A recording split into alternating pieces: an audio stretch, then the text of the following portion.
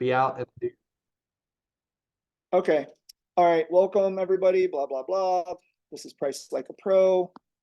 Excited you're here. Let's find out where everybody's at in their business.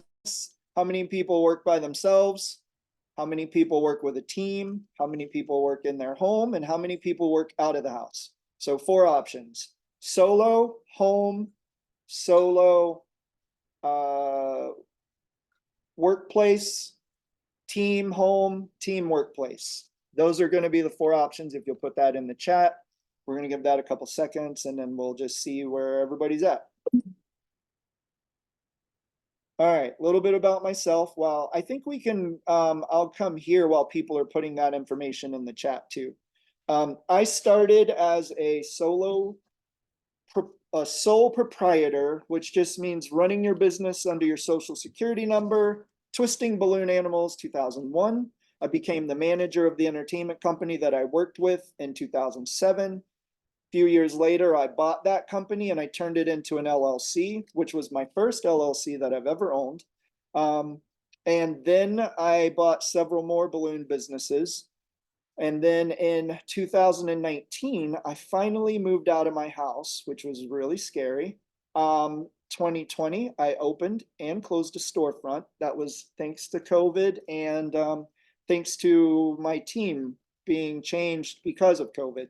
And then 2022 was my best year, which is going to be what I'm going to do some of the information on later in this presentation, because I have all those numbers and I'm still working on my 2023 taxes, and I don't want to use numbers that I don't really have more firm. So that's who I am. That's why I'm here. And over the years, I've had to change my prices quite a bit in order to survive. Had I not done that, I wouldn't be sitting here today. So hopefully this presentation will help you guys be able to come up with your own little list in the future that you're showing to people that talks about your journey from point A to point Z. All right, let's get after it. So these are the things we're going to cover. We're going to talk about mastering pricing essentials. It's just a quick little section, gives you a little understanding at the things that we're going to go into. We're going to talk about the key factors that influence your pricing. We'll talk about a good number of things that you could do that'll really mess everything up in the pricing pitfalls section.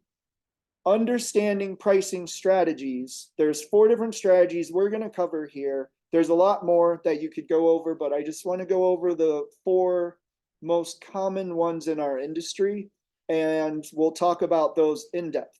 We are going to crunch some numbers.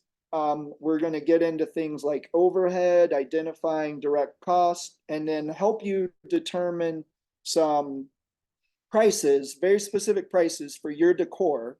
And you guys are all going to be getting a different number based on your own personal needs, which is why answering the question, how much would you charge for something, isn't really the best question you should ask an instructor. The best question would be, how much should I charge for something? And those numbers are going to be personal to you and your business, which means your instructor is not really going to be able to help you with that. They're not going to be able to help you with that without getting information from you.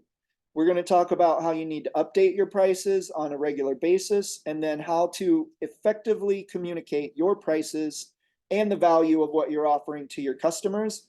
And at the end, we will have some time for questions and answers. So if you have questions, the best thing to do is you can put them in chat, and then I believe you have the ability to raise your hand. And that way the moderators will be able to see that you have a question. And they're going to go through and they're going to write down questions that they already know maybe aren't covered by this presentation. And then we will get to those at the end. So if you have questions, write them down, put them in chat, and just know if you have questions that aren't covered by this, and if we don't have time to get to them today, guess what? I'm on Facebook, you know me, you can find me, you can message me, we're all good. So don't even worry about it. Just make sure you get to me somehow, some way, shape, or form, and I'll be happy to answer any questions that you have, because now you guys are all part of the guild, and that's what we're here for. Okay, so basically the definition of what it means to master your pricing essentials. Pricing concepts that we're going to cover, they're basically fundamental principles and strategies that businesses use to determine the prices of the things that you're offering. We are going to talk about a bunch of different factors, including cost analysis, which is figuring out how much something costs you to make, the market demand for your items, competitor pricing, perceived value, and we're going to talk about profit margins. By understanding and applying these concepts effectively, you will be able to set your prices that are competitive, profitable, and reflective of the value that you're offering to your customers. So these numbers are the reason why I feel like this is the most important class you're ever going to take for your business. Because within the first year, almost 20% of the businesses that start fail, which means 1 out of 5 businesses that somebody, it's their dream, it's the thing that they've been thinking about. And think about how long it took you to start your business. You were probably thinking about it before you even pulled the trigger on it. You did a bunch of research, you put in time and effort, and within the first year, 1 out of 5 fail, which is bananas to me. Within the first 5 years, half of the businesses go under. So think about that. We have 1,000 people on this Zoom right now, and 500 of you aren't going to make it if you fall into these statistics. The Balloon Guild is here to make sure that those statistics for our members are skewed in a much different way. But overall, in the country, 50% of businesses do not make it past 5 years. People's dreams are crushed by life and crushed by other things that make businesses fail. Within 10 years, this is interesting to me too. So just because you've made it for 5 years, that doesn't mean you're good to go. Like you figured it out all of a sudden and there's never going to be any problems that you've not encountered. So within 10 years, there's an additional 15% of the businesses that fail. And then even up to 15 years, there are still businesses that continue to fail. Another 10% of those businesses fail within from 10 to 15 years. And what that means is there are things that happen and there's milestones along the way where if you're not careful, you're going to get yourself in trouble and then your business is going to fail. So my question for you, it's probably an easy softball pitch question. Not that softball's easy. That was a bad example. It's probably an easy question. A T-ball, that's what it is. Why do you guys think businesses fail? Go ahead and put that in the chat so we can have an idea at what you think is the #1 cause for failure in the businesses. We'll give this a couple seconds, see what people say, and your answer should be money. 82% of the businesses that exist have either experienced money and cash flow problems, or it is the reason that they fail. There's a lot of reasons I looked up why businesses fail, but every list that I ever found on the reasons why businesses fail, cash flow was one of the reasons. And like I said, that's what we're going to address today. It's a twofold solution to cash flow problems. There's probably more than that, but there's 2 big ones. One of them is properly priced products. And then the second one is appropriate, successful marketing for those products. That will bring money in the door. And then I guess there's a third leg on this one, and it is appropriate spending for your income. That is cash flow, money coming in, money coming out. You have to have the right amount of money coming in and less of it going out in order to not have these cash flow problems. We're going to deal with one of these legs today, and that is how to properly price your goods. So now you see why this is important. It is essential for driving profitability, gaining a competitive advantage, enhancing customer satisfaction, which we'll get into because it sounds weird having properly priced products is going to make your customers more satisfied, but it does. And then it's also going to ensure long-term success and sustainability for your business. It is going to require a deep understanding of some of the things that we talked about: market dynamics, customer needs, different cost structures and pricing strategies, as well as a commitment to ongoing evaluation and optimization of your prices and your goods. So, key factors that will influence your pricing.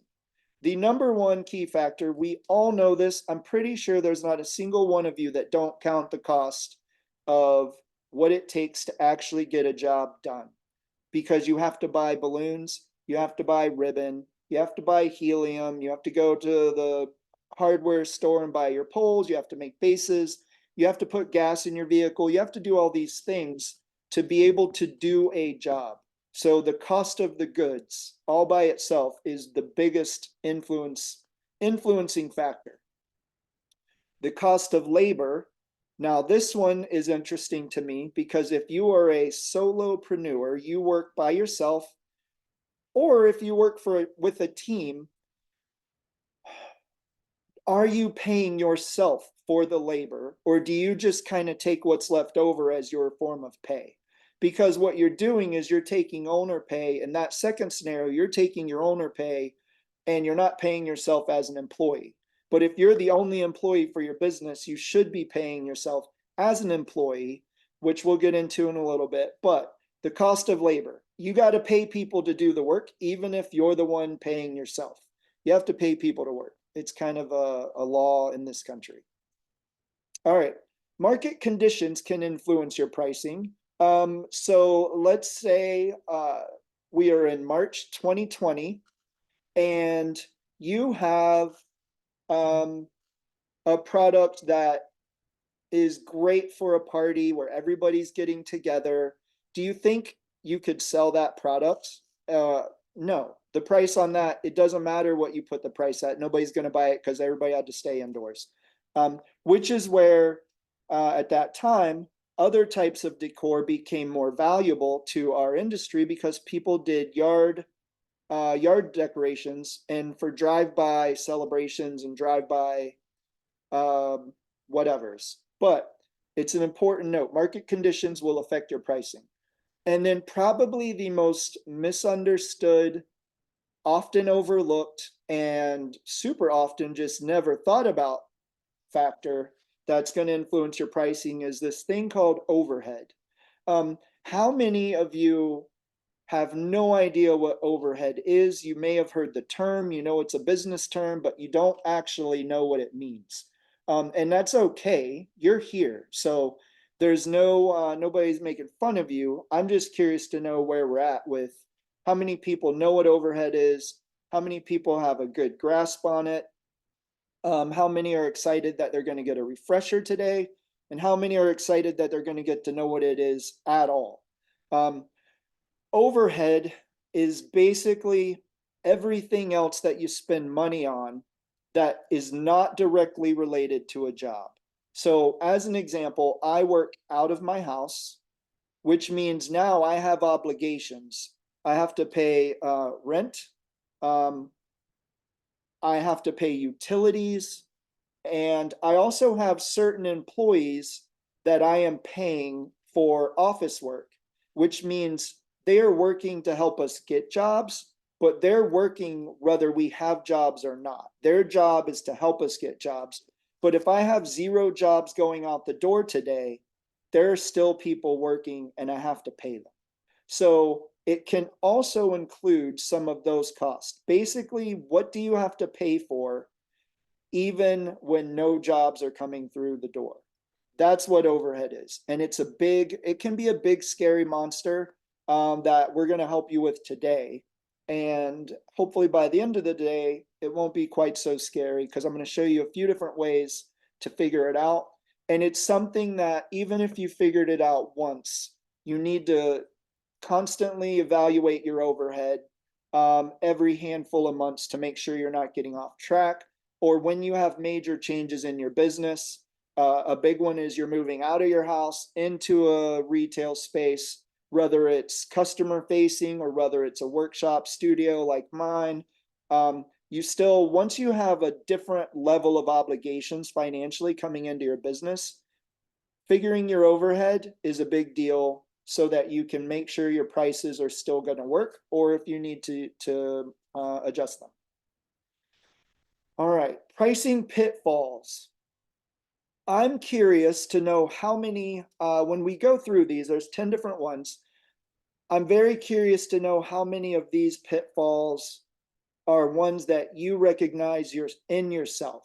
And I'll be honest with you guys on my way through this list. I'll be honest with you on the ones that I have recognized within my own business as I've grown from doing everything all by myself to doing nothing by myself and paying everybody else to do it.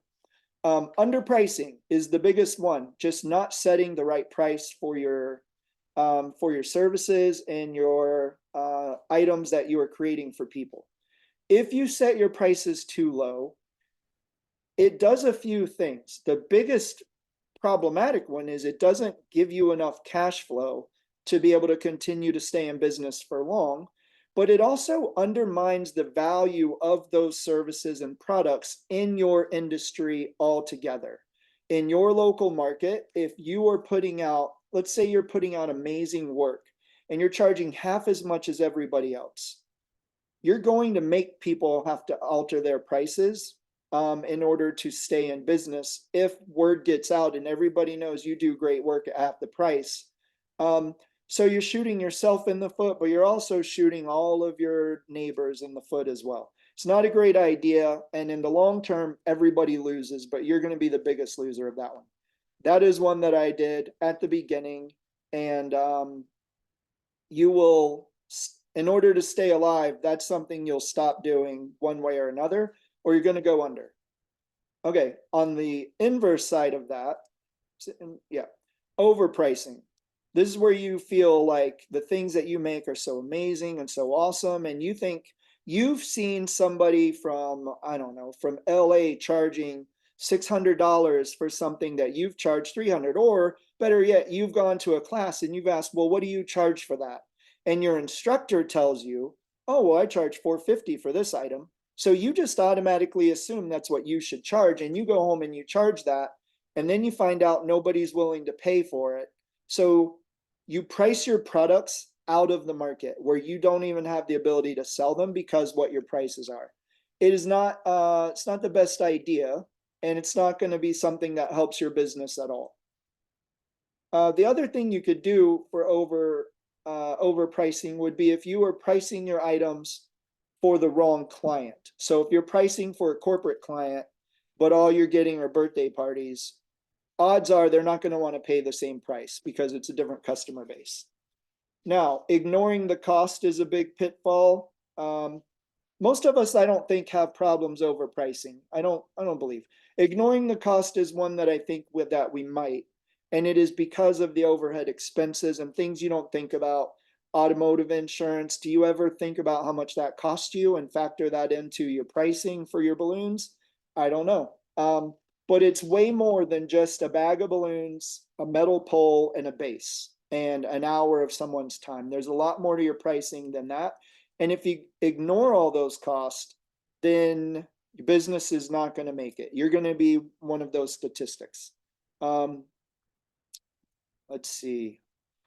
Neglecting market research. Now, I'm not talking about putting on my nerd glasses and doing a deep dive into my market and coming up with all these crazy numbers so that I'm not talking becoming a market expert who should go to college to get that level of understanding. But if you have no idea about what your market is going to hold, what your market is looking for so far as the types of decor or what they're willing to pay for something, then you're basically telling everybody else what they should want and what they should pay for stuff. And if you're not on the money with that, then they're going to ignore you and you're not going to get sales. You're not going to be able to sell your stuff. And then your business will not do so well as a result. So pay attention to the things in your business that sell. Look at your prices for all of your different items and see, well, these are my prices, and this one I sell all day, every day. This other one doesn't sell, even though it's the same kind of product. So maybe I should think about changing my prices a little bit for that reason. Okay, we're going to go over this one big time again when we get to one of the pricing strategies, but blindly copying your competitors' pricing. Just don't do it. This is the dumbest thing in the world, is to just find out what somebody else charges, and then charge that amount.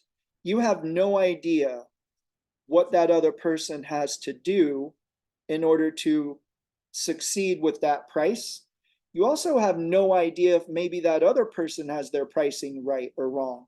So instead of you running your own business and setting your own prices, you're letting other people do that for you. And unless you really, really know a lot about that person and they're helping you, um, I don't think most of us get in business for someone else to tell us what to do. So don't go copying people, because that's exactly, you're handing control back to somebody else on how your business is going to succeed financially. Not a good idea. All right, this one is one I probably get into a little bit. Personally, I find it like, I'm the kind of guy that wants to ask for a discount. I just had to get a garage door installed at a rental property. They wanted to charge $1,800, or they were going to charge less but not do half the work. So I asked, well, if you'll do all the work for 1,600, I'll say yes, and we're good to go. So I saved $200 just because I asked the question. I do that all the time. Automotive work, I do it everywhere. On the flip side of that, I am the kind of guy that if I'm going to ask for something, I'm also willing to do it to a degree. And that's just who I am. Now, that said, there's a difference between giving somebody a discount in order to be friendly and helpful to them when they ask, or giving them a discount without them even asking. And when I first started and you're not comfortable with pricing and someone asks you, well, how much is this column?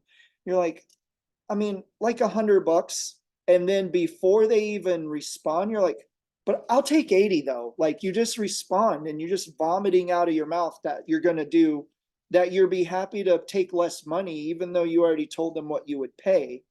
Um, you will rarely find the person who's going to be like, you know, you said 100 and that's probably what it's worth, and I'll be happy to pay you 100. You tell me you'll take 80 or 100 for something, I'm going to pay you 80 every time. But we don't need to do that. So there is a thing as doing promotions. Like, most of you have signed up for a 14-day free trial. I'm giving you 14 days because I want you, one, to experience this pricing class, and two, I want you to see what we're about.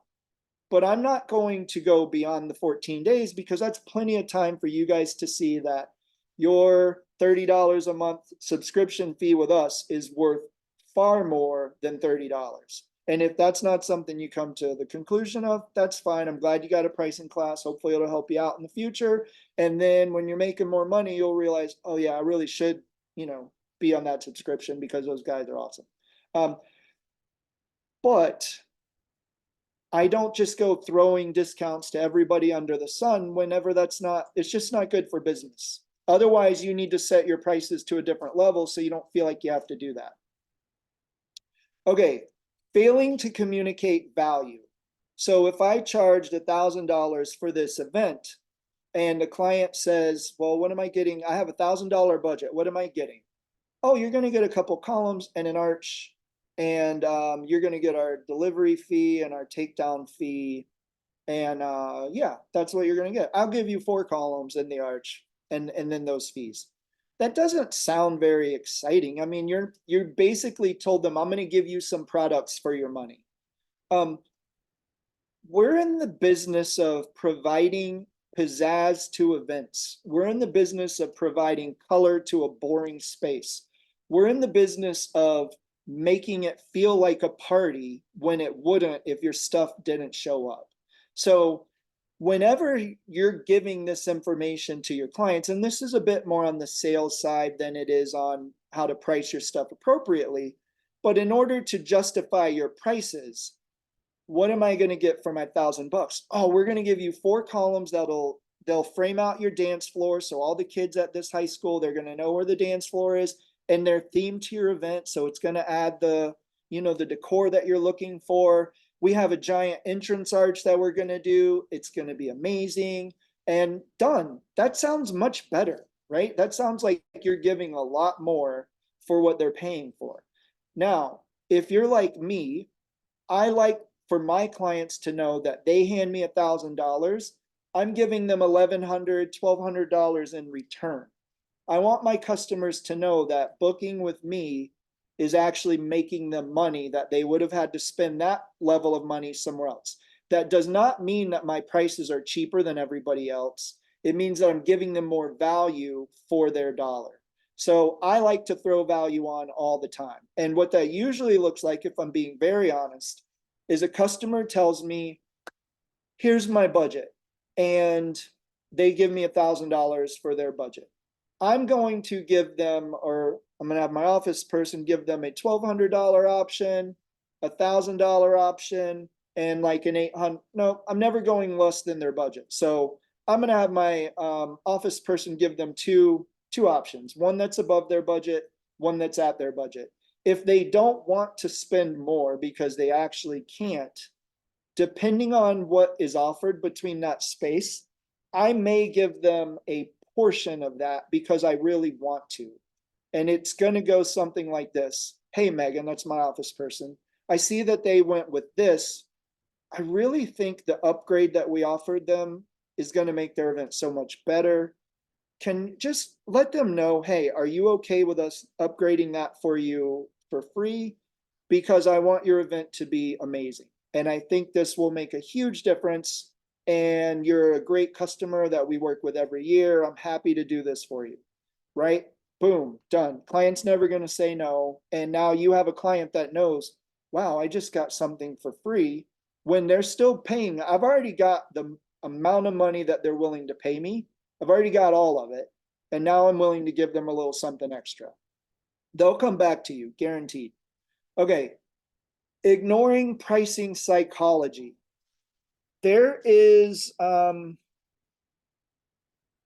if you, there's this is, it's not a pet peeve, but it's something I'm very aware of. When you ask me how much is gas at Circle K, I'm going to tell you, oh, it's $3.58 a gallon. But if you actually pay attention, it is $3.58.9 a gallon. So they add 0.9 of a penny, but nobody ever recognizes that number. Nobody ever says, well, it's 316, because the 315 is in big bold numbers where that little 9 is just a little add-on.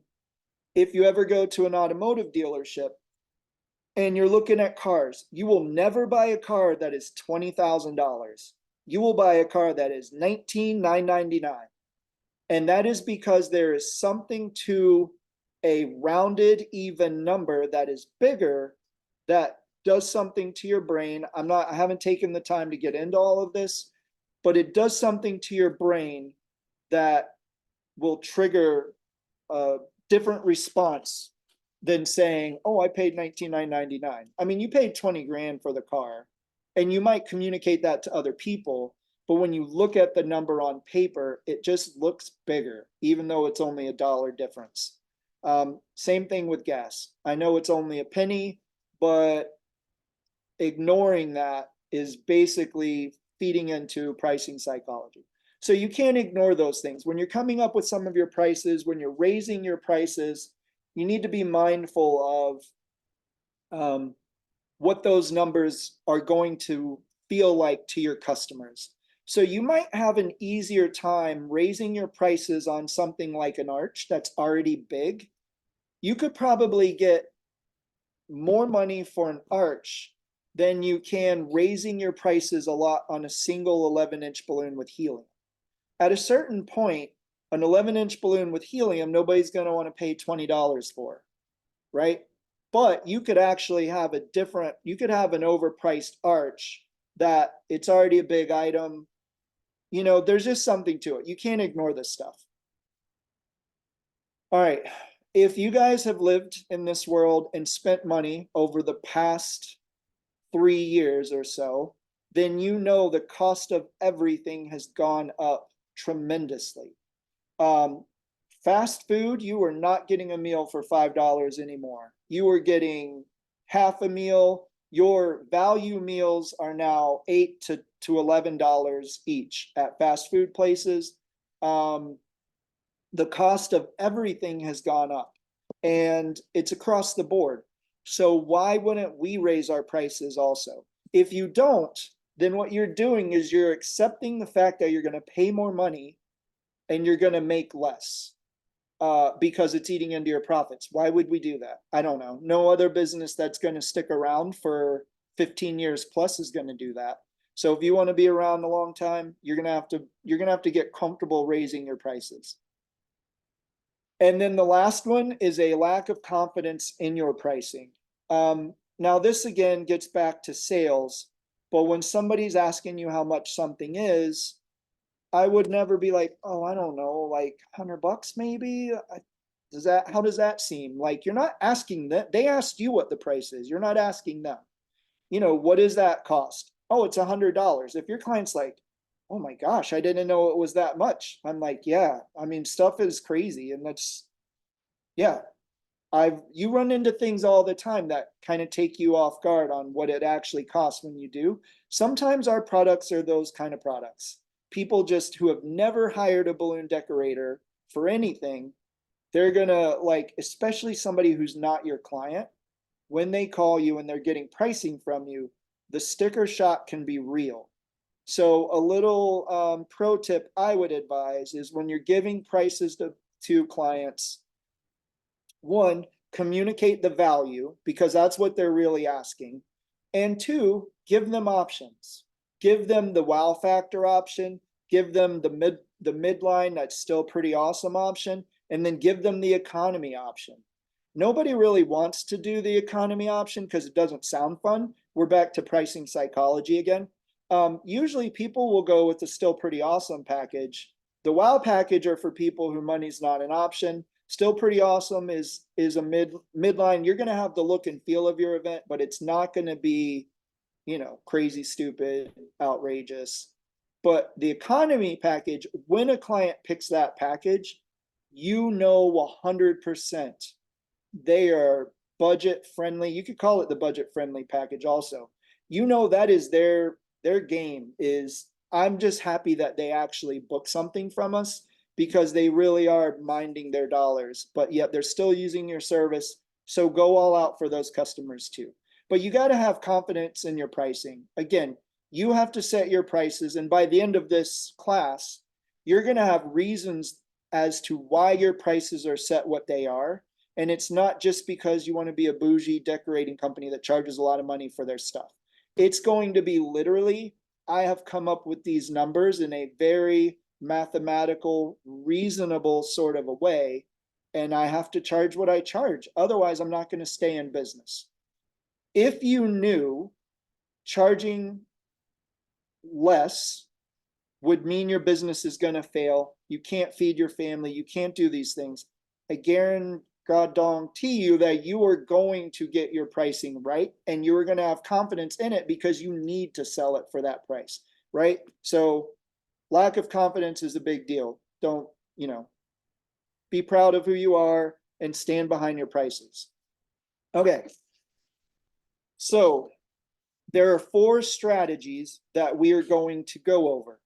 One of them is called the cost plus, and that is basically markup pricing. You are going to figure what something costs you, and then you're going to add what your desired profit margin is going to be to it, and that could be your selling price.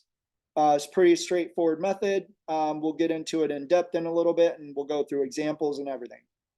The next one is a value-based strategy, and it is where you set the price on your decor based on the value that you believe it delivers to your customers. It really has nothing to do with the items. It has nothing to do with what it costs you to make. It is all what you feel the value is based on. A competitive pricing strategy is one where you are paying so much attention to your competitors' prices, and that's what's going to determine your own. And then the final one is the intuitive, or some people call it the gut pricing, where you just make up a number and that's what your price is. So before we get into pricing strategies, we're going to talk about overhead because every single one of them, well, let me rephrase that. The cost plus requires you to have a very firm understanding at your overhead. The value-based one, not so much, and the other one's not so much. However, if you ignore overhead, you are going to get yourself into trouble. And you're going to find that there is a level of cost plus pricing that we include the Balloon Guild, myself and my own personal company, Party People Events, John Fudge and his company, YTE Events. We both include cost plus as a starting point whenever we're coming up with prices for some of our decor. And we will show you how we do that. But overhead includes all of these things and then some. Now, we have given you guys a file that I think is absolutely amazing. So you guys should have this file. Go ahead and pull it up on your computer. I'm going to talk to you about overhead, and I'm going to show you how to use this file so that you can start getting these numbers for yourself. I based my number. I would maybe What's get that? them, whoever's moderating, I would get them to drop the link in again, just as a like, hey guys, here it is again. Okay. If you want to leave a little note there. Yeah. Okay, that's good. Sorry, I'm only gonna stop you if I'm like, this really needs to go here now. Okay. No, and that's It's going perfect. really That's what well, I and I'm want. like ready to start working. And this is also going to be in our You SOP sold me. as well. Yeah, but putting a link to that direct SOP would be really good. Yeah. So For me, I would be like 100% the person that's not ready, and I'd be like, oh shoot, we're doing okay now. yeah, so maybe I should even mention this, mention at the beginning. Perfect. And then Well, yeah, we'll I drop think the link we again send- right when you're about to start. Yeah, I think we send an email before that says, don't forget, download this file onto your computer, this SOP, and make sure that you have your banking information, your expense information, whatever. I don't know. I think that's a good thing to at least mention it, and people who want to do it can. If they don't, this is going to be recorded for them, and then they can do it. Now, if I were using this sheet currently, as in actively using it right now, which I am going to start using this because it's a great freaking tool that was made by Mr. Fudge, that I'm actually in love with this thing, and it makes your life easy. Overhead is going to be easy for you guys because of this tool and because of a couple other options that I'm going to show you for figuring out this information. Otherwise, you have to do a lot of your own math, and some of it can be kind of weird. So we're going to avoid the weird, hard stuff. I don't like to do things that are hard. Numbers and Excel sheets that other people have made for me, I love them. They're fun.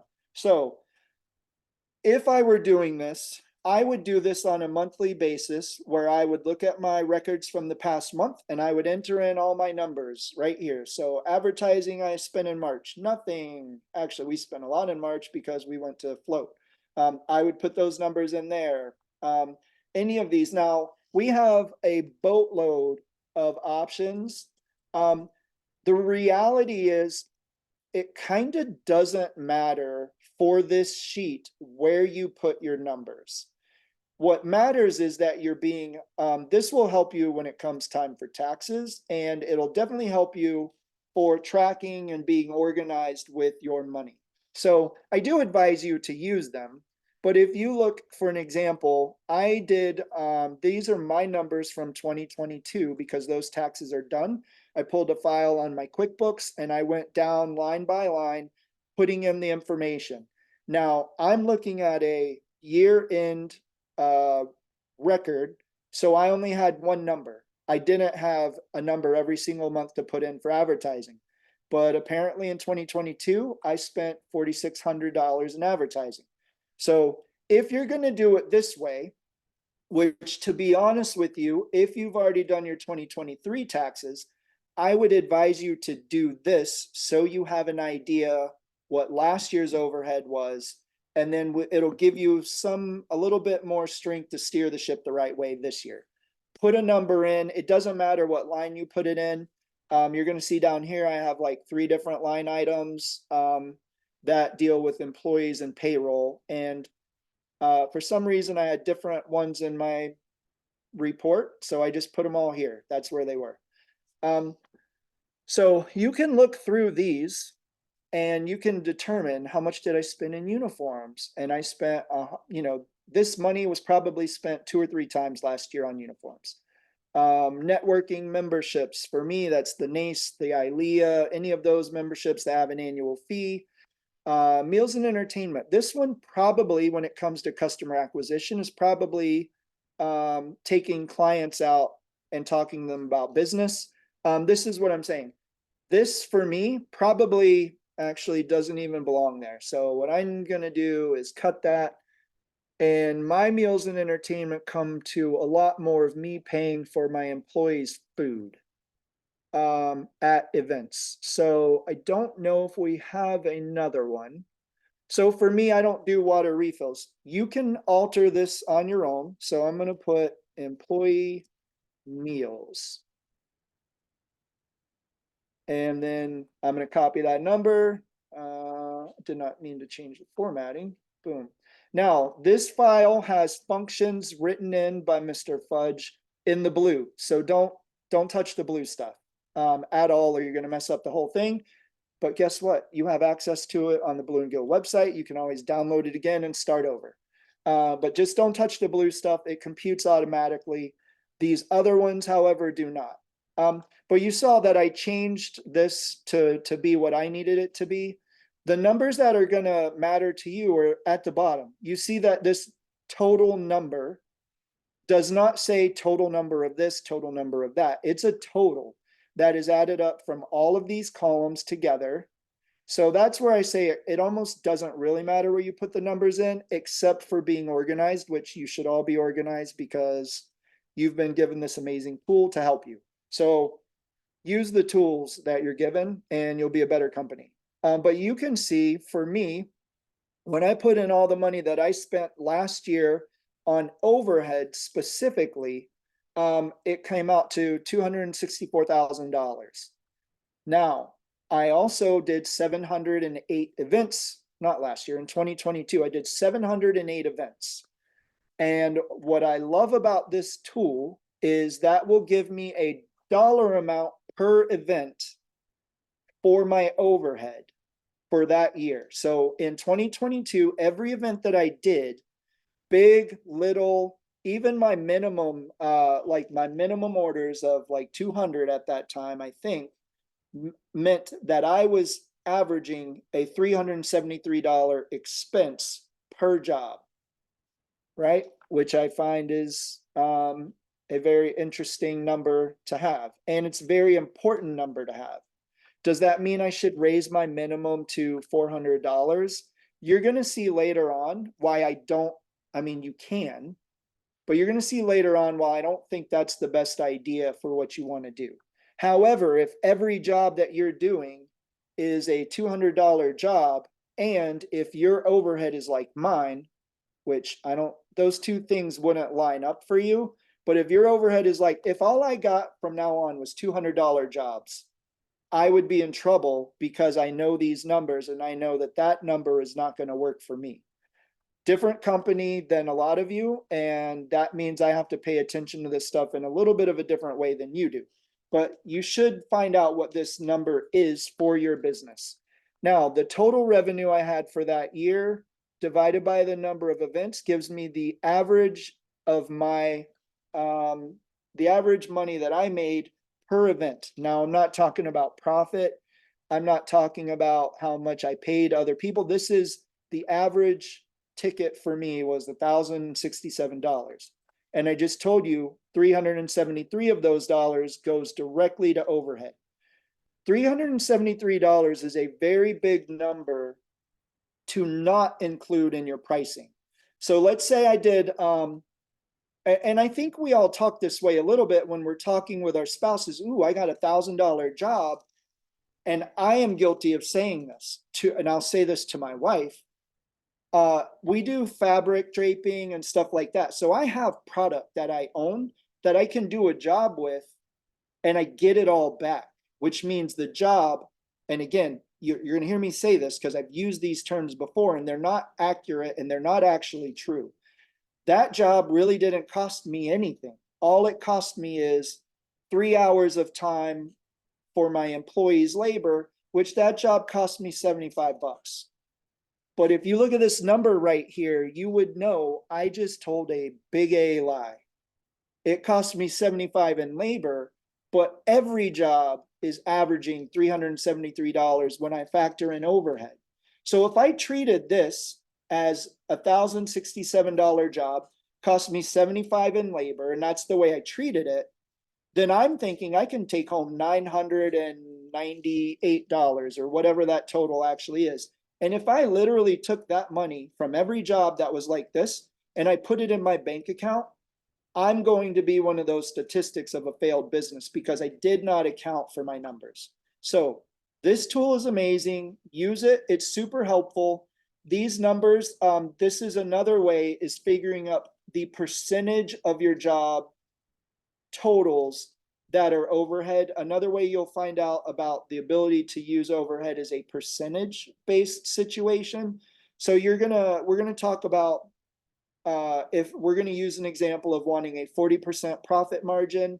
And then if I were to do that with these numbers, I would also need a 35% overhead cost for my event. And that's where the math can get kind of weird. Because then you have to do something as the equation is your direct cost plus your overhead plus your profit equals 100%. And you don't know the percentage of your direct cost is going to be, if I wanted 40% profit plus 35% revenue or overhead, that's 75%, which means my direct cost would be 25% of the total.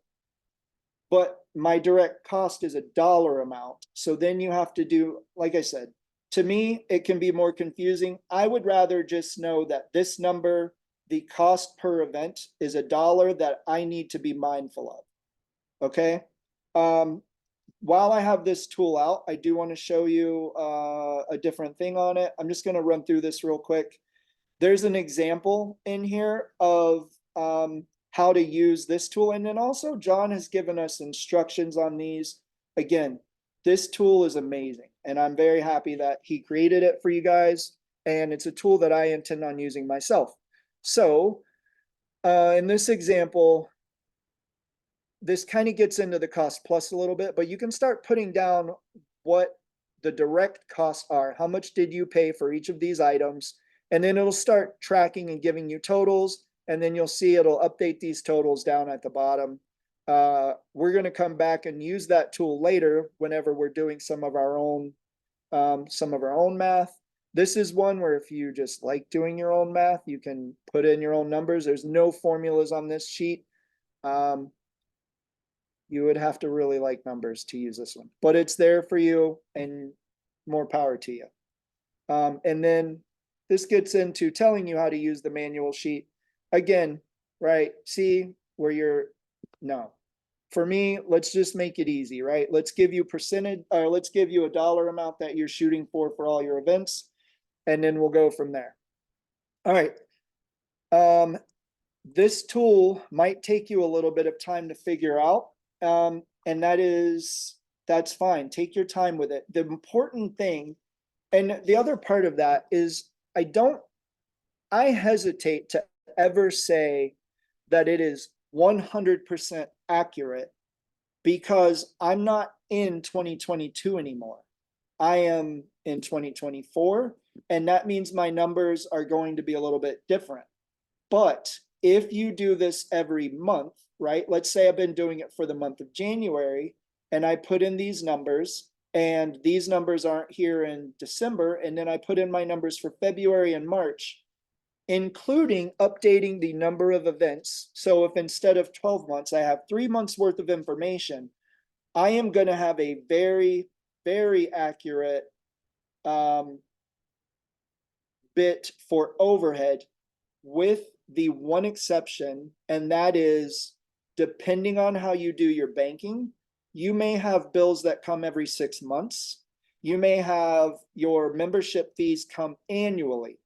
So what I would do with that information when it comes to overhead is, if you know, so this $884, I don't actually know what all that includes, but let's say that it is only membership dues to networking organizations. I know that I only pay them once a year. Now, I could ignore that cost over and over and over. And what's going to happen is that means that the number that's here is actually not going to be accurate.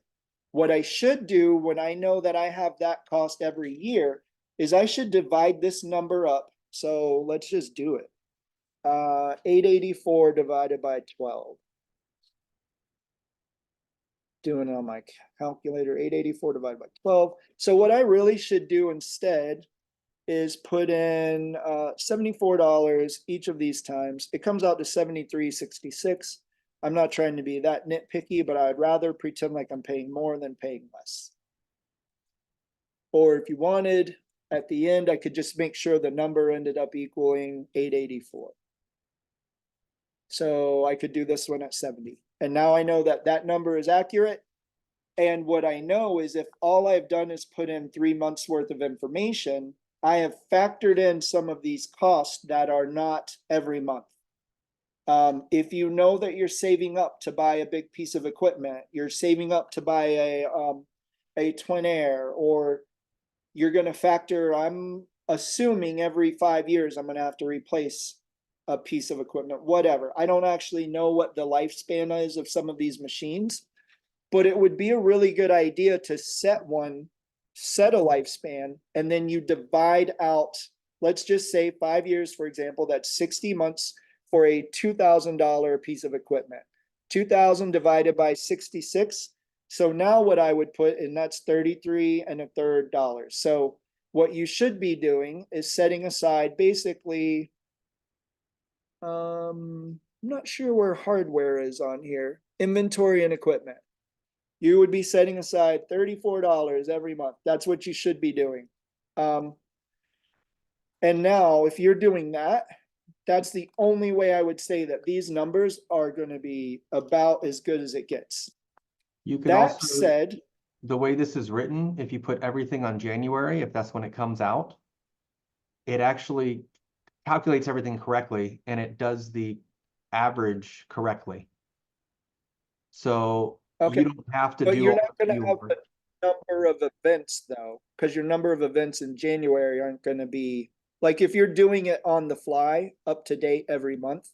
So if you're just You're only starting gonna and it's month 1, yes. Is that what you're talking about? Yeah, that's what I'm talking about for Okay. people who just want to start doing it now. Okay, yeah. So that's my misunderstanding. My apologies. Yeah. Yeah, it's all good because you'll see what I did is kind of what you just said, but instead of putting it in January, I put them in December.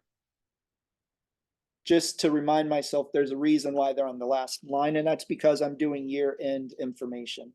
So yeah, but that would actually give you probably the best overhead, closest to true numbers that I've ever seen from anybody ever, including myself. So what I'm taking is the idea that $373 is a very good ballpark. I do not try to pretend like that number is 1,000% accurate, but it's pretty good. And it's better, it's going to have me much closer to reality than just telling my wife, yeah, this job cost us nothing to do, $75 in labor, and that's it. The reality is I could have said, yeah, it only cost us $450 in labor and overhead. And that would have been a more realistic conversation to have. But we don't think that way because we mostly think about cost plus when we think about prices and how much something costs us. We think about the direct cost. So we can have discussions on that pricing sheet in our Facebook group. If you guys want, join our subscribers only Facebook group where we can talk about all of those in-depth items there. So join that group and then we can answer any questions and be good to go. So, but you guys see, there's a lot on here. I do want to point out depreciation. Depreciation is kind of what I was talking about with that piece of equipment. Now, a lot of this stuff is stuff that you're going to get right. You're going to be able to have tax write-offs. I'm not a tax specialist. I pay someone to do my taxes. They give me information that's helpful for my business. But whenever depreciation is on here, what I am talking about probably isn't the most accurate use of that term. But I'm talking about how long is a piece of equipment going to last you? And then you need to break that cost out over time so that you're ready to buy another one financially because you've either saved for it or at least you factored it into your prices. Okay, the next one, we just covered that sheet, is crunching your numbers. Now, these numbers I have used from that file for myself, right? So the numbers that I used for 2022 averaged 59 jobs a month. Our overhead total was $22,000 a month, which averages $373 a job. So as a month is rolling along, I am thinking to myself, we have to earn way more than $22,000 this month in order for us to tread water and be profitable, right? Now, I do want to show you something. Again, the numbers for 2023, I don't actually have them yet, but if my overhead cost was exactly the same, which we know it wasn't because of, what's the freaking word I'm thinking of? Not interest, but when the cost of Growth. everything goes up, inflation. Inflation. We know inflation happened in a very big way, which means I guarantee you I paid more than $22,000 a month in overhead. But the number that really makes a big difference for me is that the number of jobs that I did in 2023 was actually less than 2022. And what that did was it made the cost per job and overhead for me significantly more, like $127 more per job on average. Now, because I raised my prices all the time, my average invoice went up by almost $200. So I told you the difference was 127, but I made almost 200 extra per job. So, you know, I'd like to think it balances out a little bit, but the number of jobs that you do when you're using overhead in this manner as a dollar amount per job, then the biggest factor to making that number smaller is do more work. I know that's easier said than done, but if you want to make more money, go get more jobs. Which also means it's the reason why I don't turn down jobs that are less than $500. I don't turn down jobs that are less than $400. I will still do those jobs, even though I know if it was that one job and overhead, then I'm losing money. But the reality is that's not entirely how it works out because the other jobs make up for it. Again, this is a matter of just helping you survive as a business. And that's why you need to know these numbers. If you're going to do percentage based, then you're going to take your overhead total for the year. You're going to divide it by the income total, and that's going to give you your percentage. And then you can do all that weird, crazy math if you want to.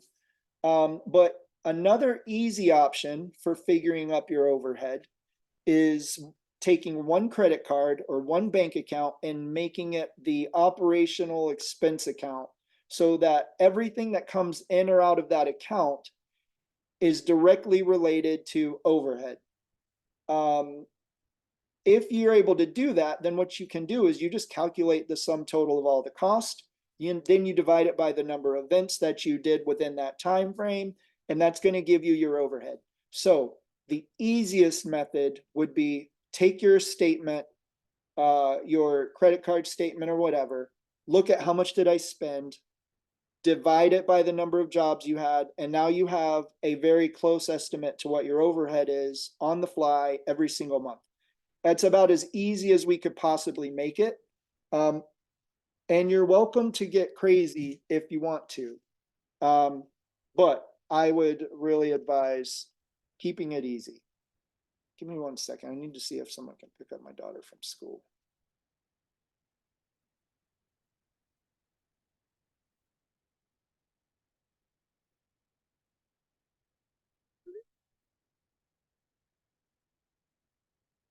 Okay, all right. So I'm gonna use, whenever we get into some of the other examples, I'm just letting you know where these numbers are coming from. I'm gonna be using some of my own numbers because I'm showing them now, and I'm gonna use them in at future examples. So, the one thing I wanted to show you again, I'm showing you this because I feel like it's really important. When we start, most of us fall into this area, and a lot of you might still be here, no matter how long you've been in business. And that is somebody who works from home, and you don't pay yourself a manager's salary, and you don't really worry about overhead. You might, I doubt you do, but you might factor your general liability insurance. You might factor, you might set, and this person is better, maybe better than a lot of people anyways, but you set a little bit of money aside for your equipment, miscellaneous fees, you pay auto maintenance. Maybe you do a little bit, but you really don't do it very much. And you total your expenses to be $300 a month, which averages $38 a job. Now, we know it is almost impossible to have that little amount of overhead on a balloon decor business because there's just too many factors involved for that to be a real number. But if you're operating on that as a general reality, then you're going to be one of those statistics of failed businesses. And I don't want to see any of you guys there. So example number 2, the things that I have changed are things that are underlined. Now, these are both examples with somebody who does 8 jobs a month. I feel like a stay-at-home person, 8 jobs a month. If you're here, and you've been around for a little while, 8 jobs a month is probably, I feel like it's a pretty realistic number. The things that are underlined are the only things that have changed from example 1 to example 2. And that is you're paying yourself. All right, so let's get into this. You're home-based. The government will let you write off a portion of your mortgage or your rent for your business, depending on the amount of space you use percentage-wise based on your entire place. I'm not a tax professional. I'm not giving tax advice. I'm just telling you what somebody told me in the past. But let's just say that you are paying $2,000 in rent or a mortgage or whatever, and when you do the space percentage of what you use, it comes out to be like 5% of your entire house. It's probably going to be bigger than that or whatever, but I just picked the number 100 for this example. Utilities, it's the same. It's a percentage of, if I used 20% of my house for business, I'm going to take 20% of my utilities for business as well, and I'm going to factor them in. So really that rent should probably be a lot higher.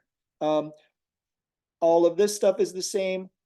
Auto insurance should totally be a business expense that you're writing off, but that makes it an overhead expense. This one is a big one, and I'm going to use it in an example later. And I feel like I really hope, I would love for somebody to tell me in 2 months from now that you started paying yourself $200 a week to manage the company that you've been running and that it's working out well for you. If all you're doing is taking all the extra money and you're taking it as an owner and that's what you're paying yourself, then you're doing yourself a real disservice. You need to be paying yourself as an employee. And as long as you're the one answering the phone and doing all the work, then you're managing the company. I would suggest giving yourself a paycheck. And for the examples we're going to use, this is somebody who's paying $200 a week to yourself as a manager. And then the other fees are exactly the same. You see the number is different. We're like $1,150 difference. And you also see what that equals on the per job amount, $181 a job for overhead, which really, it might sound like a lot of money, but $181 on overhead isn't really all that much money. But keep in mind, this is someone running lean and mean, working from home, and trying to do a little bit better job with overhead than somebody who does never think about it. All right, now The only difference between example number 2 and example number 3 is example number 3 is somebody who's got a little more jobs, right? They get 4 more jobs, 1 more job a week. That's it, 1 more job a week. And all the other numbers are exactly the same. And you see it's brought the overhead down by a third of what example number 2 has. So that means every job that's going, not only are you making more money because you're getting more work, but every job, the profitability on every job will start going up. Same job as the person who's doing 8 a month, you could do the exact same kind of job. And if you do more of them, every one of those jobs will be more profitable based on the division of the overhead over time over your jobs. So I can't stress enough, just get more work. Again, that's a sales class, which is something we're going to have in the near future, but that's not what this one is. I just want to show you how the money works so you can be very mindful on that. We are It's going to important- come back to this. It's important that ahead. you note that we can't see the total at the bottom for example 3. You So, can't see the bottom. because your head's You there. can't. I would not move the screen Oh, around. I just think you should know that. Nope, I got you. Yeah, that's good to know. So, or you can say it, right? You can read Yeah, it. I'll say it. Because that looks what worse. I'm- I think it's better just to say it and say like, you can't see it behind me, but the numbers, subscription 30, business license 30, total this, total that. What about that? I could just move myself for the example, and I'm gonna put that as a note. Okay, just throwing that out there. But I Because would it's also pretty- just say it as well. Yeah.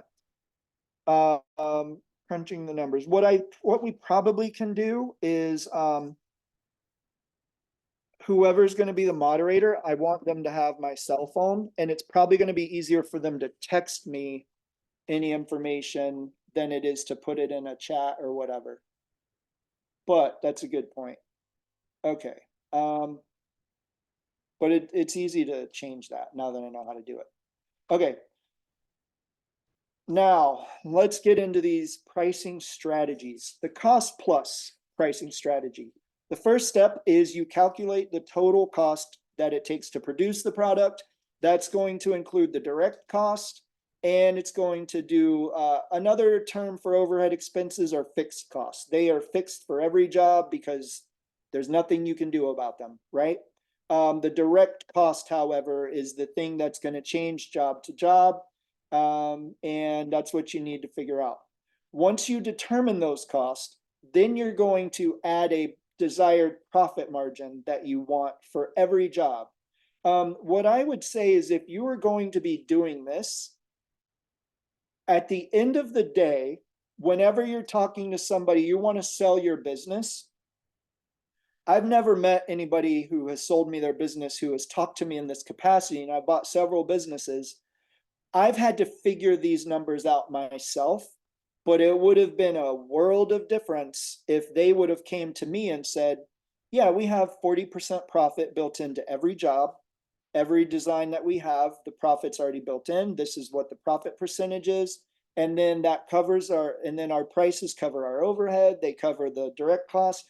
If somebody came to me talking to me that way, dude, I know that they know their stuff, and I am very excited to buy that kind of business. And honestly, that person should charge way more for selling me that company than a company where they don't understand their own prices. And I have to tell them, I can't even buy your business unless you raise your prices because it's not profitable.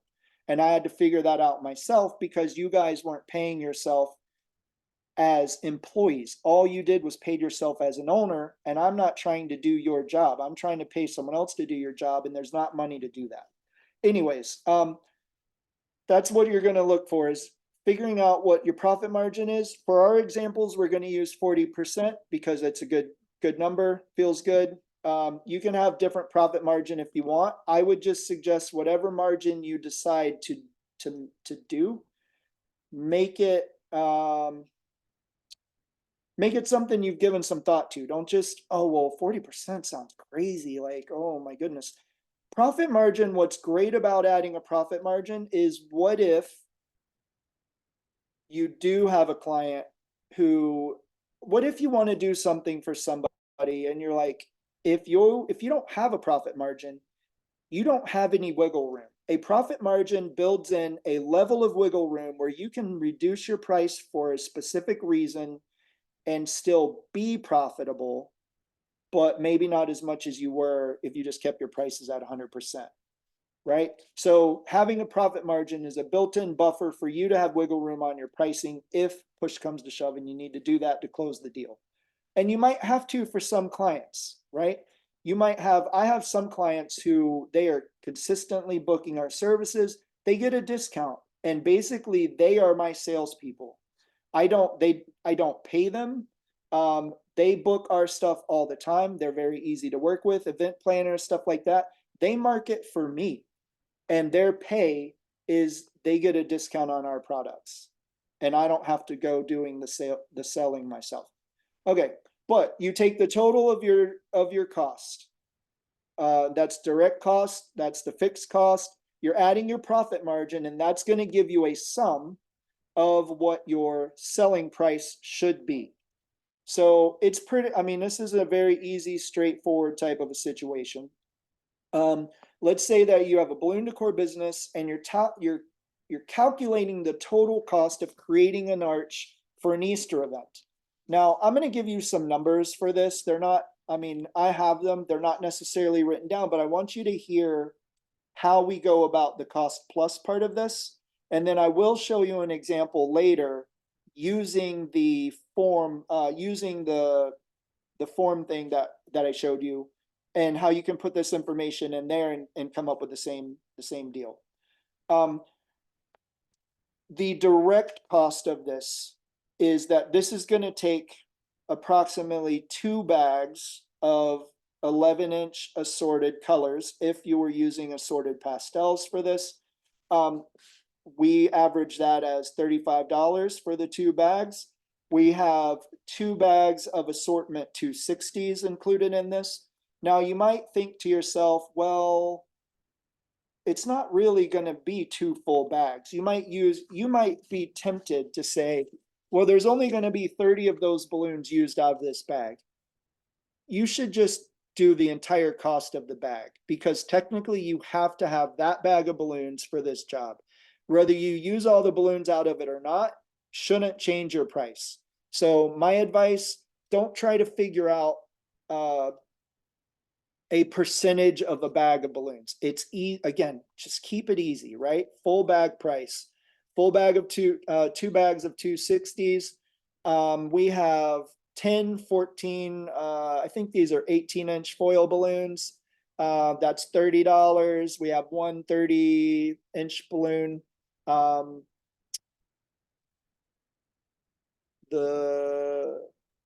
Which is going to be, I'm just putting $10 in there, probably doesn't cost total of 10. And then there's some weird little spiral foils that may be a little bit difficult to see in the picture. So that's what we put for the cost of the balloons alone is $136 for all of this. There's a lot of foil balloons and stuff like that on it, which makes it a little bit higher price than what most of our balloon arches would cost us to create. So you will see that number is not on here because the total cost also includes the overhead.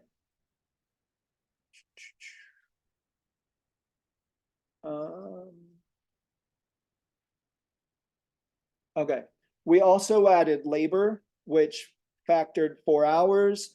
I'm going to get into something in a little bit later. I personally like to do my delivery and takedowns separate from the job. They are charged and included in the cost of the job, but they are not a factor that I use for considering the direct cost. They are a direct cost. I'm not going to say that they're not. I just do them differently, and the main reason is because I don't want to figure out the delivery stuff every single job, what the direct cost is going to be. So I figure them out based on locations, and I set my prices accordingly.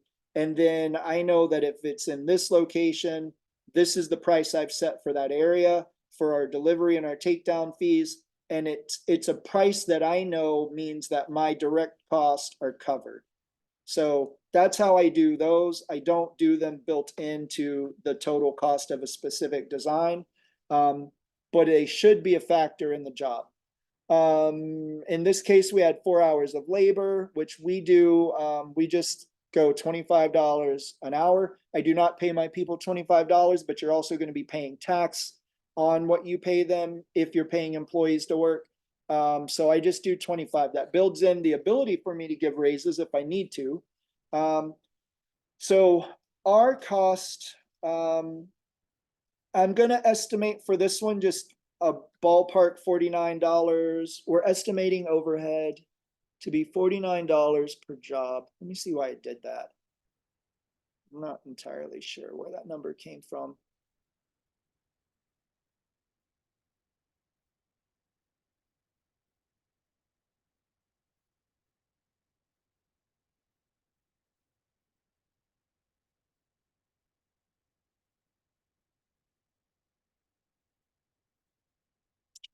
I feel like that number should be different.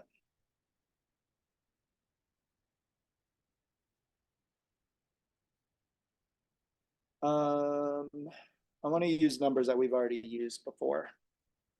So I'm going to change these.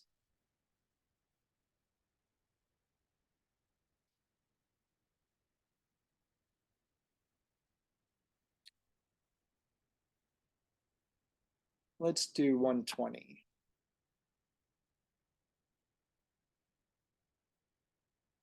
So slide number 31. Change to 120 overhead. Okay, so you're going to get your overhead, and that is going to bring your total to blah, blah, blah. Now, we said we want a percentage for profit margin, right? So we have our total direct cost, our total overhead put together. That gives us this number, and then we're going to times it. You can figure this one of two ways. If you want to figure out the amount of money that your profit margin is going to provide for you, you times that number by the 40%. That's going to give you a different number. If all you want to do is skip that and go straight to what your selling price should be, you're going to take the total cost and you're going to times it by 1.4. That will give you 100% of your cost plus 40% extra. And then you're going to get the number that is going to be the new $399, whatever that number comes up. So in this example, the cost plus amount that you should be charging is going to give you this new whatever the $399 is going to turn into when I add the numbers up differently. Makes sense? It's pretty straightforward. So you determine the cost that it is to you to get this job done. You add your desired profit margin and you put those numbers together. So it's the cost plus profit equals your selling price. Now, let's talk about some advantages and some limitations. This is a very simple way. It's pretty straightforward, which is one of the advantages. It is a way where you can pretty much be guaranteed to recover the cost of any job that you do. And it's very consistent, like it's across the board, very consistent. Now, it does not consider market demand. You could be selling your products for significantly less than they should be valued at. And it could be easy to make a mistake if you overlook any of the numbers, because this is a very numbers-driven strategy. And if you mess up a number, you could potentially mess up your pricing. Overall, cost plus for me is a good starting point for all of our jobs.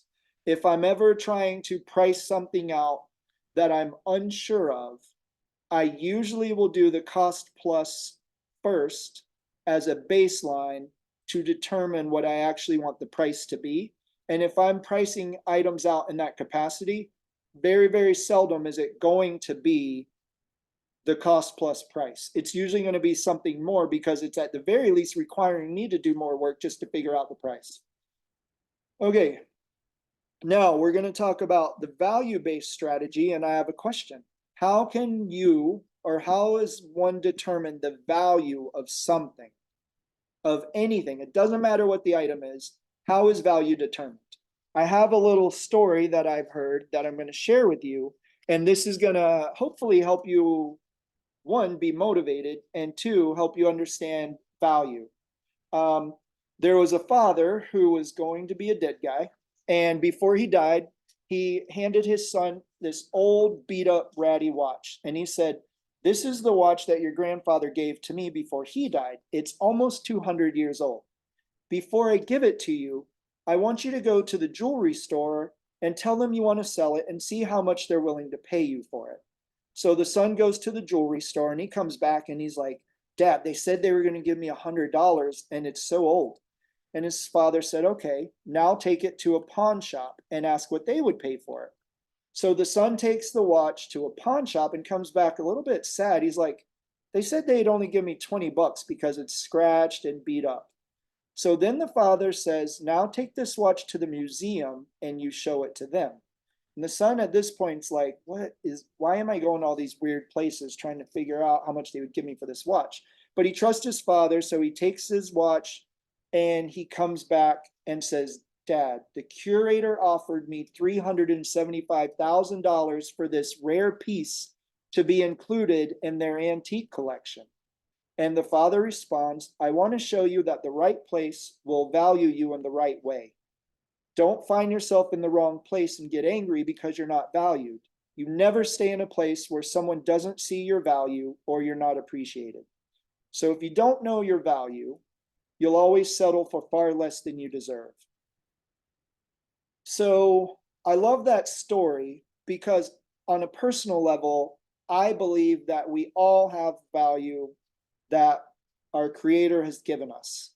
And a lot of people end up in places that they don't feel the value of their life. They're not valued by the people that they're sometimes unfortunately married to. They're not valued by their customers. They're not finding value in the world in which they live. But what's interesting to me is the world that you experience is not the entire universe. It is only the world that you experience right now.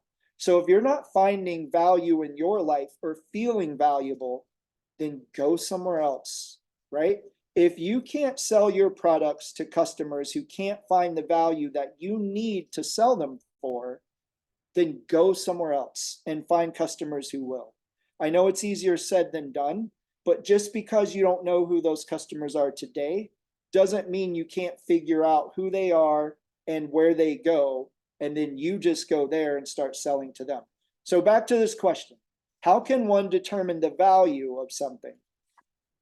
And the answer is, it's how much somebody's willing to pay for it. A great example of this is Bitcoin. I don't know what Bitcoin is valued at right now, but the only reason it has any value is because people say that it does. Think about the dollar bill. It is literally a piece of paper.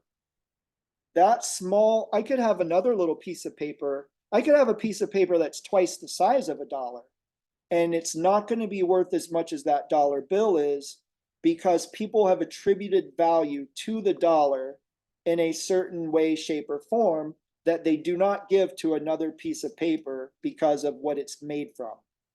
So what someone's willing to pay for it is how much value it has. So if your customers are those that you know have big pocketbooks and they're willing to pay a lot, then number one, you need to be giving them high-end decor to match what their payments, to match their budget. But two, go there. It's more valuable. And I guarantee you, you can make the same column as amazing as you want to make it and deal with somebody who doesn't give you the value, doesn't trust you, and all they do is just want to nitpick, and they're very frustrating customers to have, and they're not willing to pay the amount you want for it. Or you could have a customer that trusts you, they appreciate the work that you do, and they give you all the leeway in the world as long as you make it awesome, and you can charge them more money. Which of those customers would you rather have?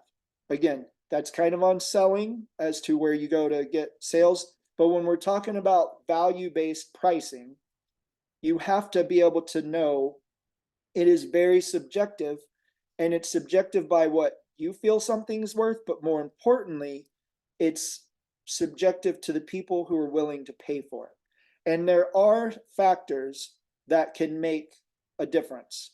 The quality of your service, the customer service, the quality of your decor items, the convenience that you're offering. If you're offering items that are super unique, your brand, there are people who will pay. Here's a great example of brand reputation.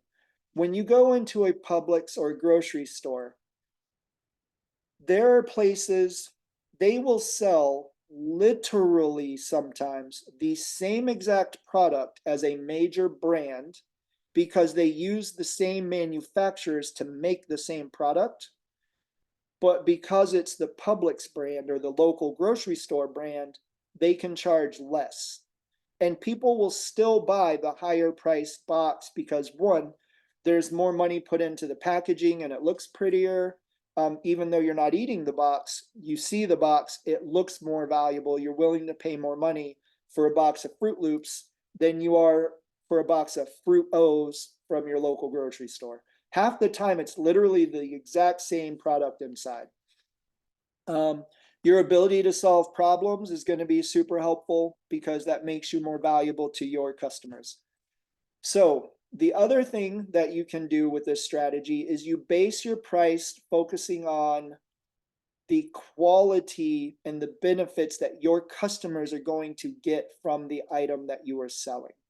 What their needs are, their desires, the pain points your target customers have, and your ability to meet those needs in a way that is very, very good for them. All of those things are factors into setting a value. Now, again, a lot of these are seeming like abstract concepts where they're still not talking about numbers. I'm not talking about math anywhere right now at all, right? And that's not what this strategy has no math built into it. But it does involve paying attention to what a customer wants, what they're willing to pay, and why they're willing to pay it. Are you saving them time? Are you making things efficient? Can you offer them better outcomes than your competitors? Whatever it is. Think of a wedding, for example. They are very, very geared towards the emotional side of all of the items that they're purchasing. So you're not just selling them a balloon column, you're selling them this column that's or a ring. It's a circle that represents our never-ending love, and it's a ring, right? But they put so much meaning into the fact that it's a circle, and whoever comes up with that kind of stuff, good on them, super good marketing. But that's why they can sell this stuff for so much, because it means more than just a piece of metal that fits on your finger. Okay, and then value perception. So I love personally layering items in balloon decor. I love putting lights in balloons. I love putting feathers. You just start layering stuff and make it better and better and better. And the value of it goes up tremendously despite the cost of the items that you're adding to it, because you are elevating the value. So it's the perceived value based on if you have a column and I have a column, and my column lights up and the topper changes colors, it's way more valuable than your column that just sits there and doesn't do anything, right? And you can charge far more money because it has effects, which adds to the value. So value perception is basically what a customer perceives to be as added benefits to an item that you already have. Okay, so value-based pricing requires effectively communicating the value proposition of the product or service to the customers, involving the highlighting of unique benefits, is kind of what I just talked about, the features and advantages that differentiate the offering from the alternatives in the market. Now, another thing that you can think of with value, this is a way where numbers start to matter a little bit, is at a certain point, let's say we're doing centerpieces. A customer might, in their mind, they have a number that they're willing to spend on centerpieces. Often they don't tell us that number. And we're giving them like this really cool thing that we think is valued at a certain amount. And in their mind, they could say, well, I could pay that amount for it, but what else could I do with that money? I could take that same amount of money and go over here to this florist and come up with something that is the same price, but I feel like I'm getting more value for it than I would if I did this balloon arrangement. So that is something we need to keep in mind. We call that the replacement cost. And that would be, what else could they get for the amount of money that you are trying to charge them? And are they getting a good deal with you, or feeling like they're getting great value for their dollars? And then customer segmentation, which is just a fancy way of saying you're offering something that's very different and can meet specific needs, and a customer is willing to pay it. Value-based pricing often involves segmenting customers based on their perceived value and tailoring pricing strategies according to that customer. So certain customers might be willing to pay more for an item than other customers. Does that mean that we change our price based on our customer base? I wouldn't. I would keep my price based on the people who are willing to pay the most for it, and then I would try to get them to buy it as much as possible. But if you know that that one customer has this kind of situation and they're not your normal customer, then maybe you can't get away with that price for everybody. It's something to keep in mind. So on a value-based strategy, it is the thing to think about. Value pricing over time, it's not static and it can change based on market conditions. Think about when shimmer walls first started. There were very few people who had them. They were amazing. You could charge top dollar for them bad boys. But next thing you know, everybody and their mother has shimmer walls, and it, on some levels, has brought it could have brought the price down for people getting into them. If you have a customer base that's used to paying certain amounts, then you don't really need to change it over time for them. But if I wanted to add another shimmer wall, I'm not going to really be able to change my price based on the competitive landscape, you know, the competitors in the area, customer preferences, all that stuff. Now, this I find extremely important, and I would advise everybody to do this in your area. If you work in hotels for the food and beverage people, the directors, or somebody like where I work in the Orlando area, all of these hotels have an event planner attached to the hotel. And it's basically like they have the preferential treatment of event planners for that hotel. But if you look at these numbers, this is the Omni Hotel, which is one of the hotels that we do balloons at. Look at the cost for a regular or decaffeinated coffee, $120 per gallon. That's crazy talk to think about paying $120 for a gallon of coffee. It kind of makes me want to like smuggle some gallons in and like hawk them off on the side. And I mean, how much does a gallon of coffee cost? Not anywhere close to 120. These people have value proposition built all in, and the value is you're not going to get coffee unless you get it from us because you're renting our space. And then what's crazier is look at the top, right under where it says a la carte. You see it says a 26% service charge is going to be applied. Like, that's bananas. So here's why I put this in here. You might be worried about your price and what you're charging somebody. And here they are paying $120 per gallon of coffee. And you're stressing over charging them $150 for a balloon column or stage decor or you're just worried about what you think is a lot of money, but try paying $120 for a gallon of coffee. I guarantee you, you're going to be thinking about your price is a lot different.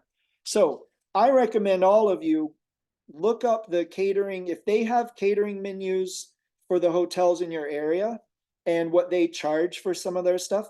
Maybe it's different than what ours is because we're a high tourist area. So I'm assuming the prices are going to be different on some levels. But look them up, see what you're working with, and then think about your prices again, right? So value pricing example.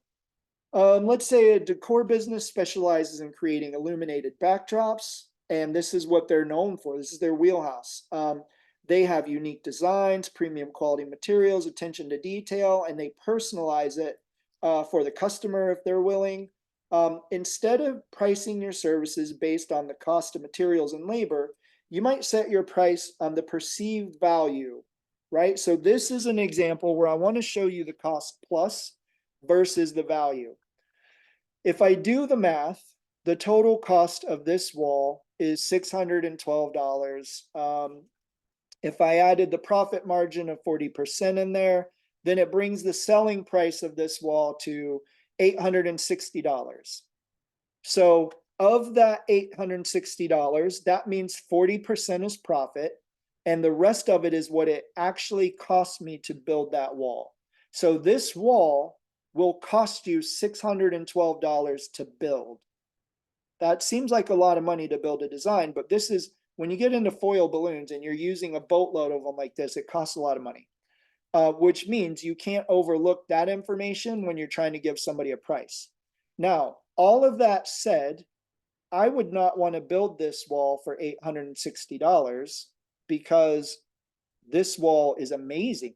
The picture doesn't even do this wall justice. Everybody's going to want pictures with this. It's going to be an over-the-top item that is going to be something that their guests have never seen if you're booking it for an event. And when you start talking to your customers in that way, like, let me paint a word picture for you of this item. It is almost like a motorcycle with ground effects. That's kind of how it looks. It's like almost like metal and light together because they're foil balloons. And it's amazing. And it's something that your customers, you're going to have a nonstop group of people lined up wanting to get pictures with this item. Now, you're telling me you're willing to sell that item for $860 and you're only willing to make $245 profit on something like this? That's a heck to the no. I would be charging probably $1,900 for this wall. And my clients would pay for it because they're well aware that this wall is going to be talked about by the people at their event non-stop. This wall will be the center of attention. And when you think about that situation, nobody has ever sat around talking about hotel coffee is so amazing. And that 8 gallons of coffee, I would take 8 gallons of coffee any day of the week over this wall. I would never imagine somebody even remotely putting those two things together and thinking about that as an equation. 8 gallons of coffee equals this wall. No way, it's not happening. So I would not feel comfortable making it for less than $1,900, period. However, here's the cool thing that you can think about is we already talked about if you charged $860, you're still making $245 in profit. If I were going to charge $1,900 to a customer and they're like, oh, our budget's really only $1,750, I could be a nice guy and say, you know what? I like you as a customer. I'm willing to help you out. I'm willing to do a solid for you. Just don't forget that I'm working with you, right? Like, call me again in the future. And I can give them a $150 discount. And guess what? I'm still making almost $1,000 and I'm making more than $1,000 in profit if I'm charging $1,750. So this is an example of where cost plus will give you a starting point. The only problem is this starting point is so far away from the finish line that you really want to be much closer to the finish line on your pricing. because people will pay it, especially if you offer them something unique, upscale, and a high level of design for their event. So advantages and limitations. You just saw how it can maximize profitability. It takes profitability through the roof when you have items that are value-based priced over cost plus. It can also reflect your customer's preference. So if they prefer the high-end look, the over-the-top stuff, you can meet their needs and be happy about it, knowing that you're offering that high level of decor for their event. And differentiation, which means if you're going to be pushing value-based items, then they have to be unique. They have to have features and benefits that nobody else is really pulling off, and definitely not for your customers. So if you have a different kind of product than your customers, then generally you're going to be able to charge a different type of product than your competitors, then you're going to be able to charge, usually you can charge a bit more for it. Limitations, it is very subjective. You might think something's awesome and amazing and you want to charge a certain amount of money, and then your customer's like, well, I do like it, but I wouldn't pay more than X amount of dollars for it. And at that point, you're given a number that you can work with or not. It could also underestimate the value. So let's go back to this one, and let's just say I'm newer in the industry and I don't really know what my customers are willing to pay, and I'm looking at $860, and I think, you know what? I think I could get $1,200 for this, and that's going to make me an extra $350. And you would be right on both accounts, and you would leave money on the table when somebody's willing to pay more. So potentially a limitation is you could undervalue the items you're trying to sell. And it is also reliant upon market acceptance, which might be something that changes over time. Okay, the next one is a competitive pricing strategy. So I'm going to start by saying there's a little line at the bottom. The Balloon Guild does not recommend this strategy at all, but I want to explain it to you because a lot of people just do it, especially when they're new in the industry. A competitive pricing strategy begins with somebody understanding the market landscape, usually by calling their competitors, hopefully not acting like a potential customer to get prices and to find out all of their pricing data and information. That's not morally or ethically good anyways, but that's how people do it sometimes. But you're going to use your competitors' prices as a benchmark to determine your own pricing strategy. A worse example would be you're just going to copy their prices. This requires work on your part to find out what is everybody else charging. And then competitive pricing strategies can take different forms, and depending on what your objectives are. You could just straight up match a competitor's pricing, or you could act like a pricing leader and decide, I'm going to charge more than they do because I want my stuff to seem or to signify that it's more valuable than my competitors. Or I want to undercut the market and I'm going to charge less, and I'm going to lead the downhill spiral to nothingness where nobody wins because I don't make good decisions with my pricing. So that's also an option for this type of pricing strategy. And you might get plenty of work all the way down until you're just not profitable. It does require an ongoing process of checking what different competitors are pricing, what their strategies are, any promotions they're running, market dynamics. And it also is something that would lead you to differentiation or adding value in some way, shape, or form, because in order to set yourself apart from somebody else, you need to be different in some way, shape, or form. And if all your prices are the same, why would a customer call you instead of them? You need to have a reason for that to happen. And then it also will lend itself to price wars and strategy adjustments all the time, because you've undercut them and now they're going to undercut you, and now your prices have to change and blah, blah, blah, blah, blah. Okay, Here's an example. Let's say a balloon decor business operates in the market with several competitors and they all offer the same stuff. To remain competitive, you have to continue to check their prices and match them when they change. If a competitor lowers their price for balloon archer centerpiece, you're gonna have to lower yours. Alternatively, it might push you, and this is a positive, is it might push you to add some kind of new service or premium offering, which would set you apart. The tried and true, let's just match our competitors' prices, is a lazy, non-effective way of pricing your balloon decor. And I'm using a little more extreme language because if you're doing it, I'm just going to say stop. And I'm going to say that you're better than that. Remember that value story that I just had?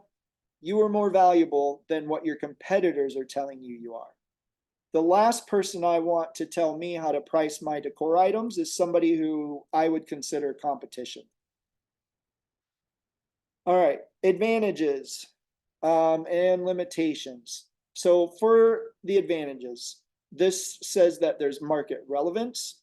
Competitive pricing ensures that you're going to remain competitive and relevant in the market by aligning your prices with your competitors. I don't actually feel like I know I put this in here as an advantage because it's what's listed as an advantage if you research this information, but I don't really feel like it's an advantage for this reason, because what it cost me to build a column, it might cost you something vastly different.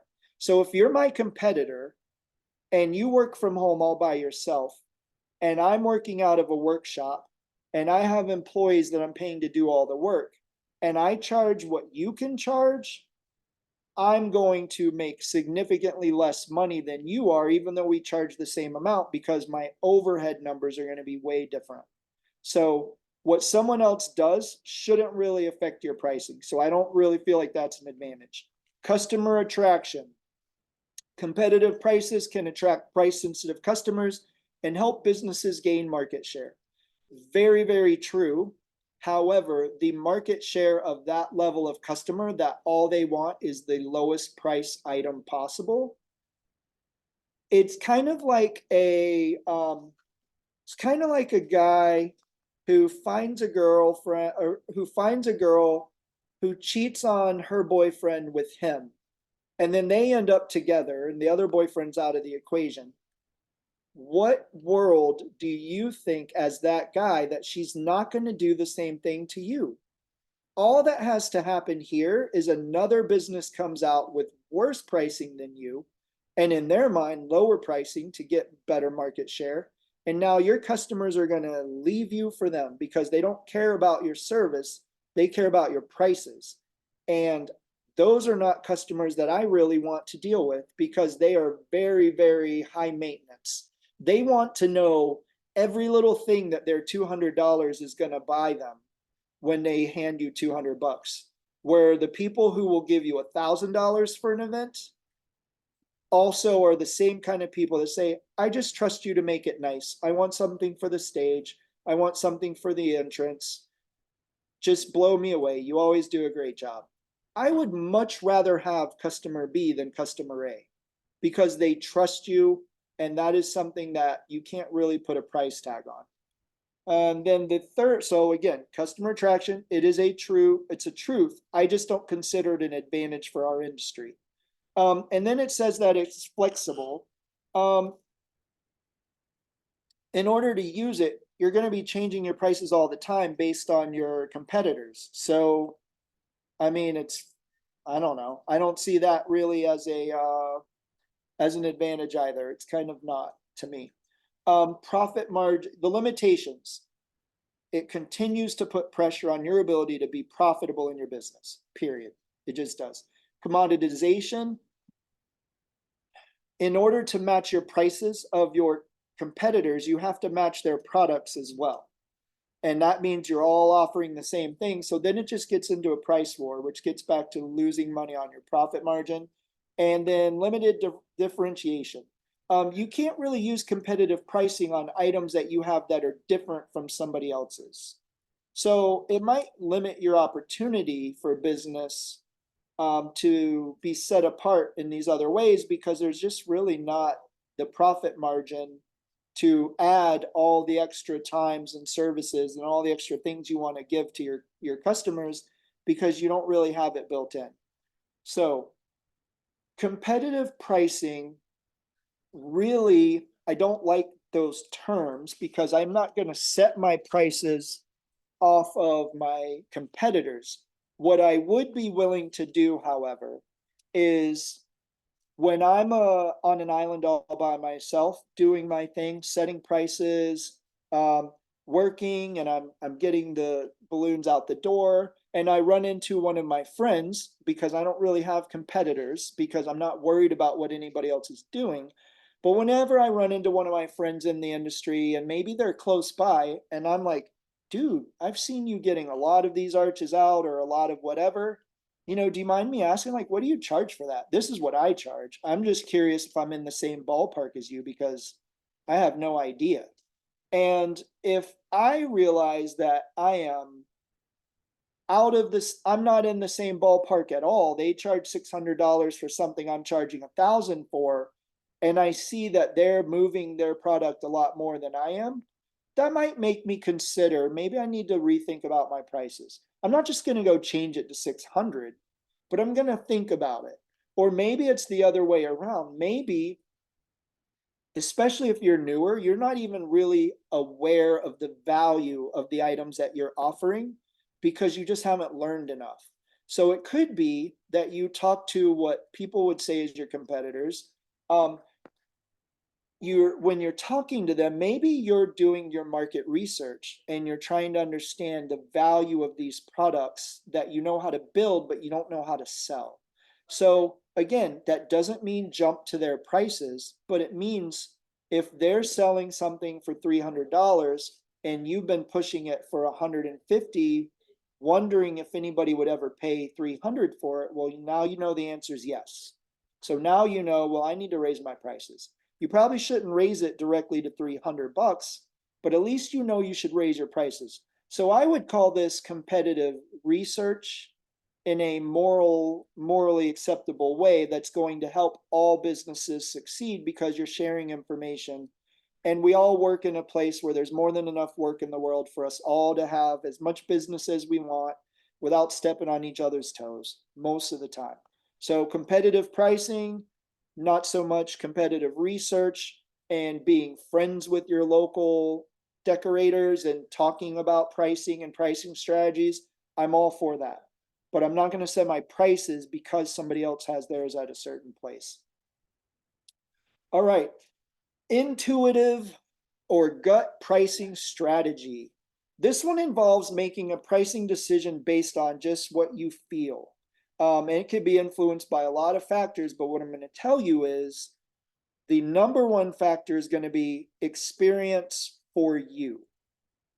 It is a very subjective price that, again, is based on what you assume someone's willing to pay. It's a little bit almost like value pricing, except for you're not really thinking about market research as much. You're not really thinking about what's the most someone else is willing to pay. This is almost like thinking less pricing strategy. Like, what's the least amount of time I can put into this and get a number that's going to make me happy?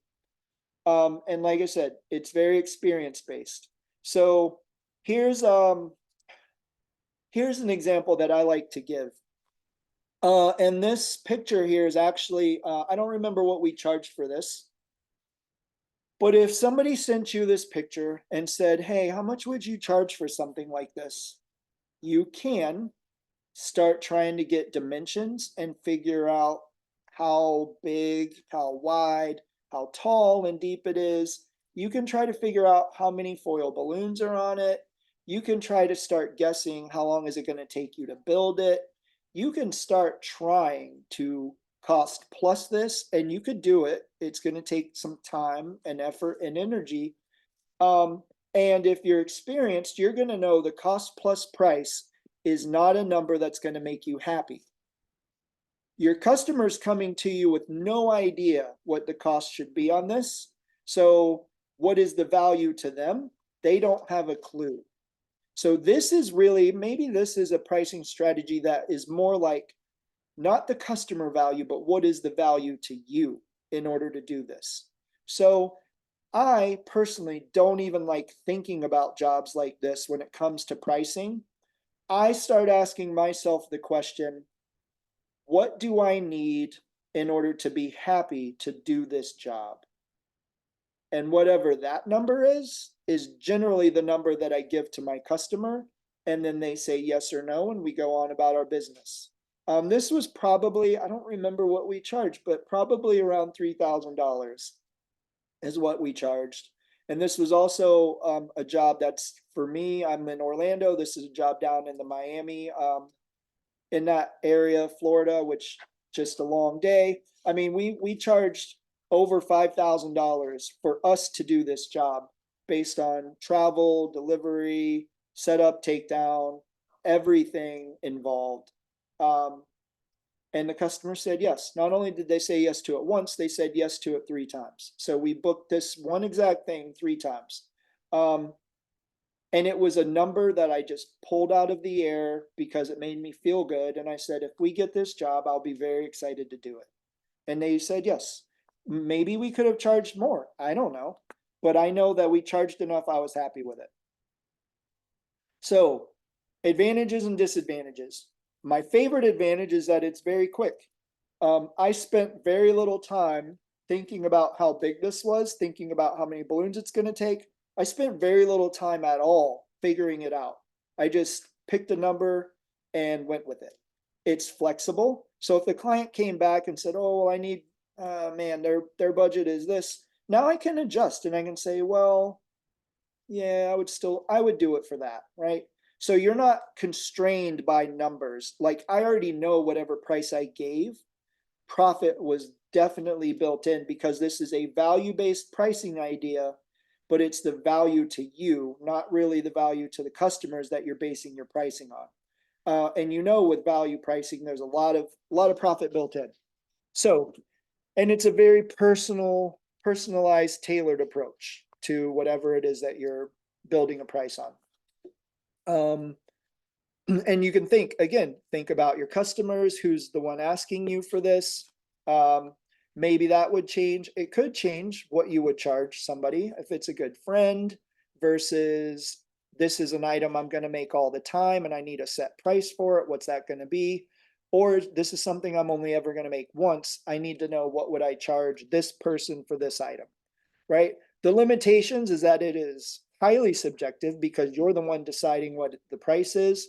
There is room to make mistakes because you're not taking any time to really consider the market very much other than just through your experience. And it is not very scalable. You can't price everything that you make in this capacity because it's just not a scalable way of building your business. All right, so I know I didn't really give like an example with numbers on this design, but I did talk to you about it and how you figure this out. A lot of times what happens is you're going to get a design like a 7-foot tractor that is 10 foot long, 7 foot tall. And I want it to be a full-on tractor. You've never built a tractor before. You don't actually really want to do it because I don't even know how to do it. I'm going to have to figure it out. But for $3,000, I will be very happy to figure that out and we're going to make it work, right?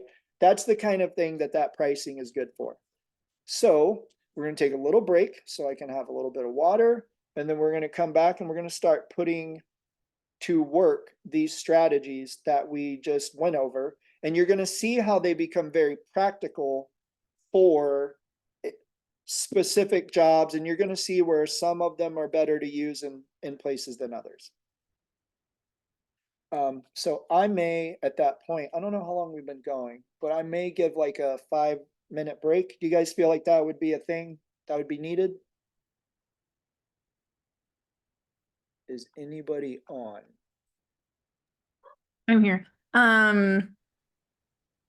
Yeah, I think a break at some point would be good. Like for me, I've been like trying to answer emails, so I'm missing a few things. And I'm Oh, it's assuming okay. that'd be everybody. But No, so far I'm like, I printed out all of my balance sheets from last year. I'm like, okay, I need to do this now.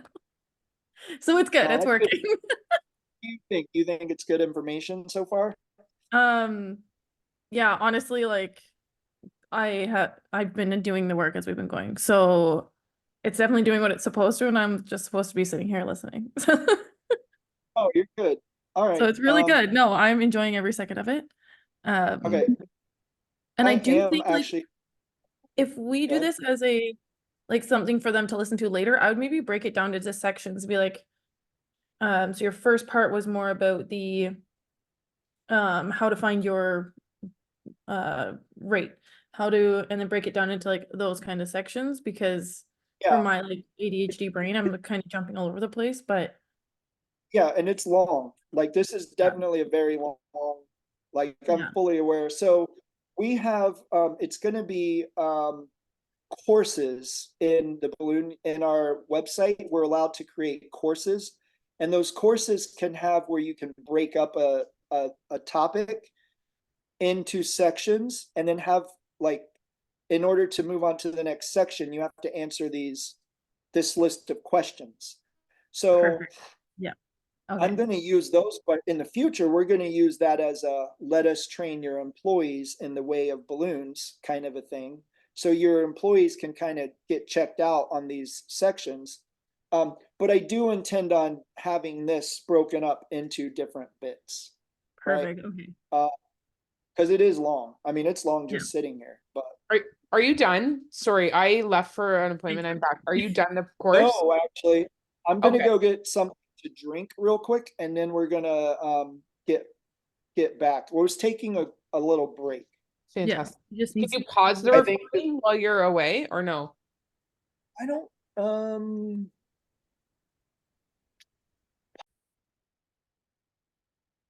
okay, so we're gonna take all this information. We're back. Hopefully everybody had a good little break. And we are going to do a handful of little practical examples so that you guys can see, oh no, so that you can see how I would use some of this information myself, right? So just a little refresher, cost plus is to find out the direct cost of the goods that required, the labor, all that jazz, plus your overhead is going to equal your total cost. And then when you add your profit margin to your total cost is going to be a selling price.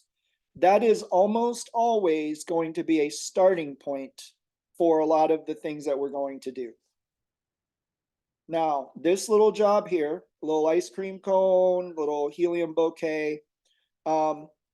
We talked about, there's a little note on here about figuring out your delivery and your takedown fees. So here's, and I kind of mentioned it already.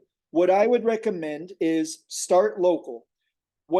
How long does it take for me to get, not how long, everything within 30 minutes, right? You can do this stuff once. 30 minutes is going to be how many miles am I going to drive? You can factor how many gallons of gas is going to be for a round trip. And if it's a half hour, then you can do an hour's worth of drive time for one employee plus the gas and then a little wear and tear on your vehicle is going to give you a number. And then what you want to do is take that number and make it bigger to allow for 2 employees for that hour, because there's going to be plenty of jobs that you bring somebody with you or you send 2 employees to do. Most of my jobs, I believe, are 2 people. So I need my cost, my delivery and takedown fees to be more than the maximum cost I'm going to get for that area for 2 people to go do it. And then you have that price for that area. And you know, anytime you charge that price, you are not losing money on your delivery fee. When you do the takedown fee, you do the same darn thing because it should be basically a lot of the same numbers. If you're going to have to send 3 people or 4 people or 2 vehicles or whatever, then you need to alter your fees specifically based on that information. If you're going to go beyond that area to the next area group that's a little bit farther, maybe now we're talking an hour away, then your fee should reflect that distance, that time for your employees, all of that information. For us, we do a lot of work in hotels. So sometimes getting in and out of these hotels can be, you can show up to the job and it's 25 minutes before you actually get to the room that you're supposed to be at. And if I have 3 people on the clock, 25 minutes each, that's like an hour and a half of employees that I'm paying employee time for. I need that price to be built into these fees so that I know it's covered. And that price is, it's almost like overhead. It doesn't matter what we're coming to do. I am charging you this price because we're coming to your event at all. Even if I came to do nothing, that price would get charged. No one would ever pay me to show up for nothing, but it's that idea. So that's how I do delivery and takedown fees, because it's easier to not think about those when I'm factoring these direct costs. So for this design, the direct costs, I have them written out for you. You can check them out. The total cost of balloons comes up to about $49. The cost of the ribbon and helium and all that jazz is about $7. The cost of labor. Now this labor, remember, I did not talk about, I've already factored delivery and takedown labor different. So the cost of labor would be to build it and to set it up inside this person's house. That's it. And the cost of labor would be 2.5 hours. So that's $63. Total direct cost would be $119. Is this green? I'm not moving it, but is it still a green dot on your screen? No, not currently. Okay, It is so now. When you move it, okay. Yeah, all right. So now it's not, right? All no, right. it's an arrow. I'm gonna make a note to cross my fingers. And once I start talking with my hands, usually that's, I think it's not nerves, I think it's just ADHD fidgeting. Okay, so we have our direct costs, $119. I am using numbers from myself because I want to show you how this kind of, honestly, this is a job that I cannot charge cost plus. So this is one that kind of gets a little bit away from me when it comes to overhead. My overhead per job is $373, and that brings the total cost to me $492 just to make this one design, this ice cream cone with the helium bouquet. Now, for somebody whose overhead is $181, that is also from one of our examples earlier, and that's the person that was in the middle, paying themselves $200 a week as a manager, but they have 8 jobs a month and they're kind of okay with overhead maybe. It would cost them a total of $300 in order to get this job done. Now we're going to add the profit margin onto this. So we have the cost. Now we're going to add the plus, and you're going to see 40% of 492. You add those together, it's going to bring us to $689. I'm going to tell you right now, I cannot charge $700 plus delivery and takedown for one ice cream cone and a helium bouquet. It's just not happening for me. So this is one where we are going to do the job, and where the value for me comes in doing this job is knowing that every one of these that I do brings the overhead cost per job down more and more and more, to where in the long run, our other jobs are going to be more profitable. Every job is going to be more profitable based on doing more of them. So for me, there is profit in this job if I take overhead off the table, but you can't do that, right? Not if you want to succeed long term. So if all I ever did was got these jobs, I would have to get a lot of them. And then also, if all I ever did with these jobs, my overhead would probably be different because I wouldn't need to rent a space if all I was doing was delivering ice cream cones and helium bouquets. I don't need a space for that. That's a big portion of my overhead. I think I spent 60 grand plus in rental, just renting.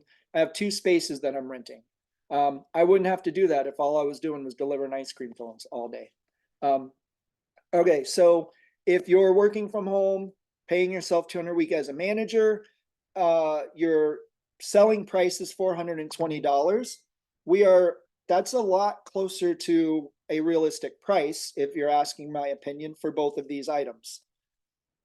And maybe even that is something where you necessarily would say, still don't know if I could quite charge that, but I don't see why you couldn't charge close to that at least.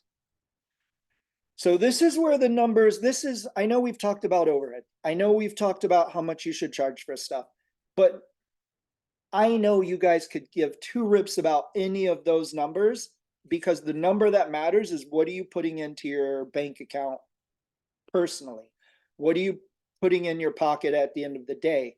And I want to show you, if you sell this design for $420, I want to show you what you would actually get paid for this.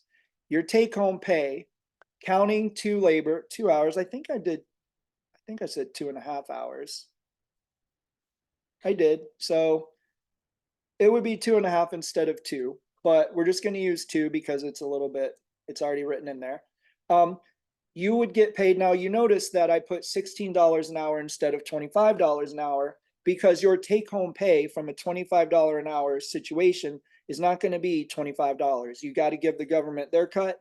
It's going to be, and maybe 16 is even still too high, but that's what we're going to go with because it's close, right? $32. If I'm off by $5, who cares? So your take home from this, $32 is what you're paid as an employee. Now, the thing I love is when you hear me give yourself pay in these different roles, it is because I want you to understand I'm the employee who made $32, but would I rather just pay $32 to somebody else to do it and then I don't have to do it at all? Maybe the answer is yes. And the cool thing is if you're able to do that because your prices are already matching reality, then you can say, I would rather pay $32 and I'm going to buy 2 hours of my life back. And I can take that 2 hours and work on higher leveraged opportunities that are going to make our company so much more money than the $32. So you're building employee payment into your pricing if you do it this way now. And then the only difference is you're giving up the employee pay when you hire someone else to do it. The profit we talked about was $120, right? You saw where that came in at the bottom here. Desired profit margin was 120. That's profit. And then if you remember, you're paying yourself $200 a week as a manager in this scenario. And if it's $200 a week and you're doing 8 jobs a month, that's effectively a manager's getting paid $100 a job. If you're the manager, you're making $100 for this job by getting it booked, getting it organized, ordering balloons, all the things you have to do. You're making $120 in profit, and you're also making $32 as the employee, which means your take-home pay is $252 from this $420 item. Right? So let's look at percentage wise, just what that's going to be. And just know, I don't think these percentages, you can't just put this percentage for everything you do and it come up to be the exact same. So 252 divided by 420, you're 60% of the price you're charging for this is going into your bank account. Now, because we're trying to help you succeed, I would highly, highly recommend you not take 100% of the profit and put it into your bank account. I would recommend you take a portion of that profit and set it aside for a rainy day. Take a portion of that profit and set it aside for when times get slow and you need to survive through some slow months. Take part of that profit and reinvest it into your business and get proper equipment, get better vehicles, get whatever you need to be a better, higher quality company that can cater to higher tier clients that are going to be easier to work with and more profitable. That's what you should be doing with some of this profit. So even if you took 100% of the profit off of your take-home pay, you're making $152 take-home pay on a $420 item, which is pretty good for a business. Now, if you decided, let's say you have everything in your business that you want, and let's say you said, you know what, I'm going to keep 50% of the profit I'm going to take home. The other 50, I'm going to just keep it in the company. So now you're going to be bringing your take home pay down by $60 and that's going to bring you to $192 take home pay. But let's say you're like, you know what? I would much rather have 2 hours of my life back. I can give up that $32. So now you're at $160 profit, or not profit, but $160 going into your bank account in order for you to have someone else do all the work. That's to me, the most valuable thing that you have in this world is time. And you cannot buy it with money in the future, but you can buy some of it back now by paying other people to do things that are going to cost you time. Everybody right now, we trade our time for money, and that's what having a job is. I'm trading my time so that I can get some money. Owners who are trying to be very successful realize that there are things that you're doing where you are trading time for money, but you could trade that exact same time for more money doing other higher leveraged opportunities, working on your business, working on sales, working on marketing, working on these other things that nobody else can do for you right now is worth far more than what you would pay somebody else to take that time away from you. So paying an employee to do that, it's already built into the price. You're not losing money. You're losing a job so you can have a better job. That's the best way I can imagine you think about it. You're giving up a crappy job for a better job, and you're paying somebody to do that other job for you. I say crappy, but it's not. It's just a different job, right? So if you price your items properly, you already have this money built in so that it's easy when you pull the trigger because you already know what it's going to cost you. Okay, now I want to talk about some tips for saving time and maximizing your profit. I call this shopping a price. So this is a intuitive pricing strategy that involves checking the value pricing strategy of it. Okay, so before that, I do want to talk about this one more time, real quick, right? So this job, I told you, the cost plus is exactly what you would need to do on this job because I cannot charge more to my customers than this. So the cost plus, I know I have $197 wiggle room of profit on the party people line item. I can give up $197 and worry about breaking even at that point. And that puts me close to $500 for this job. You know, that's the break even because I'm not making any profit, but my employees are getting paid for the time they're spending on the job. Everybody gets paid, the cost is covered.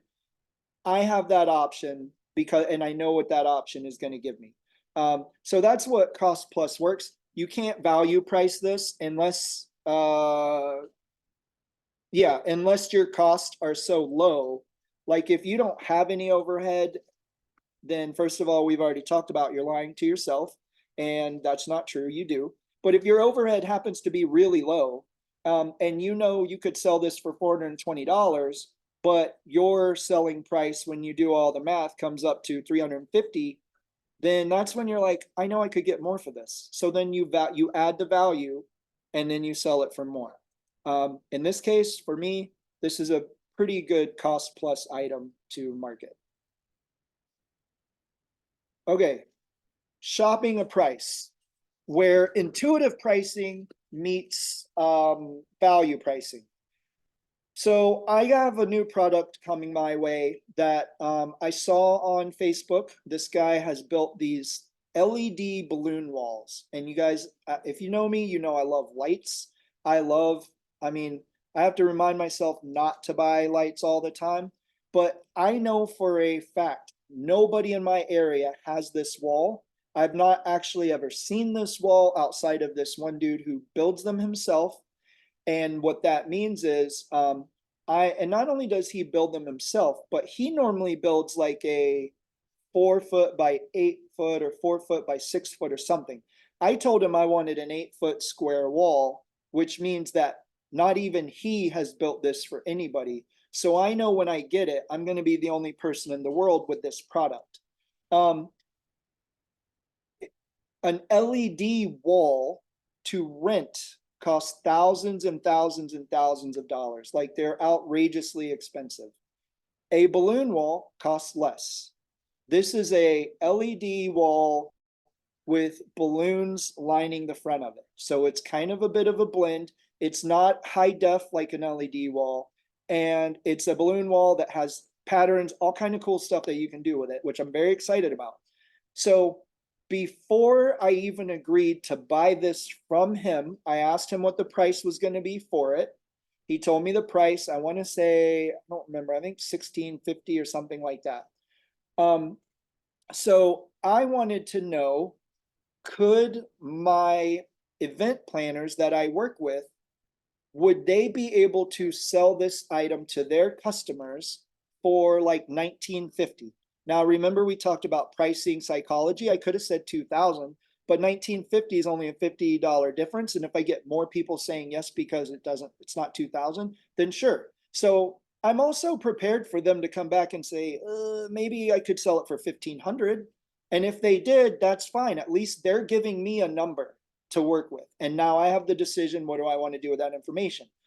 So I said a number that I kind of expected maybe they were going to set a little lower number, like negotiating a little, but they didn't. They're like, yeah, that's amazing. When do you get this? Can you have it ready like for March 3rd, which was like a week later, and I knew it was going to take 6 weeks to build. So the answer was no.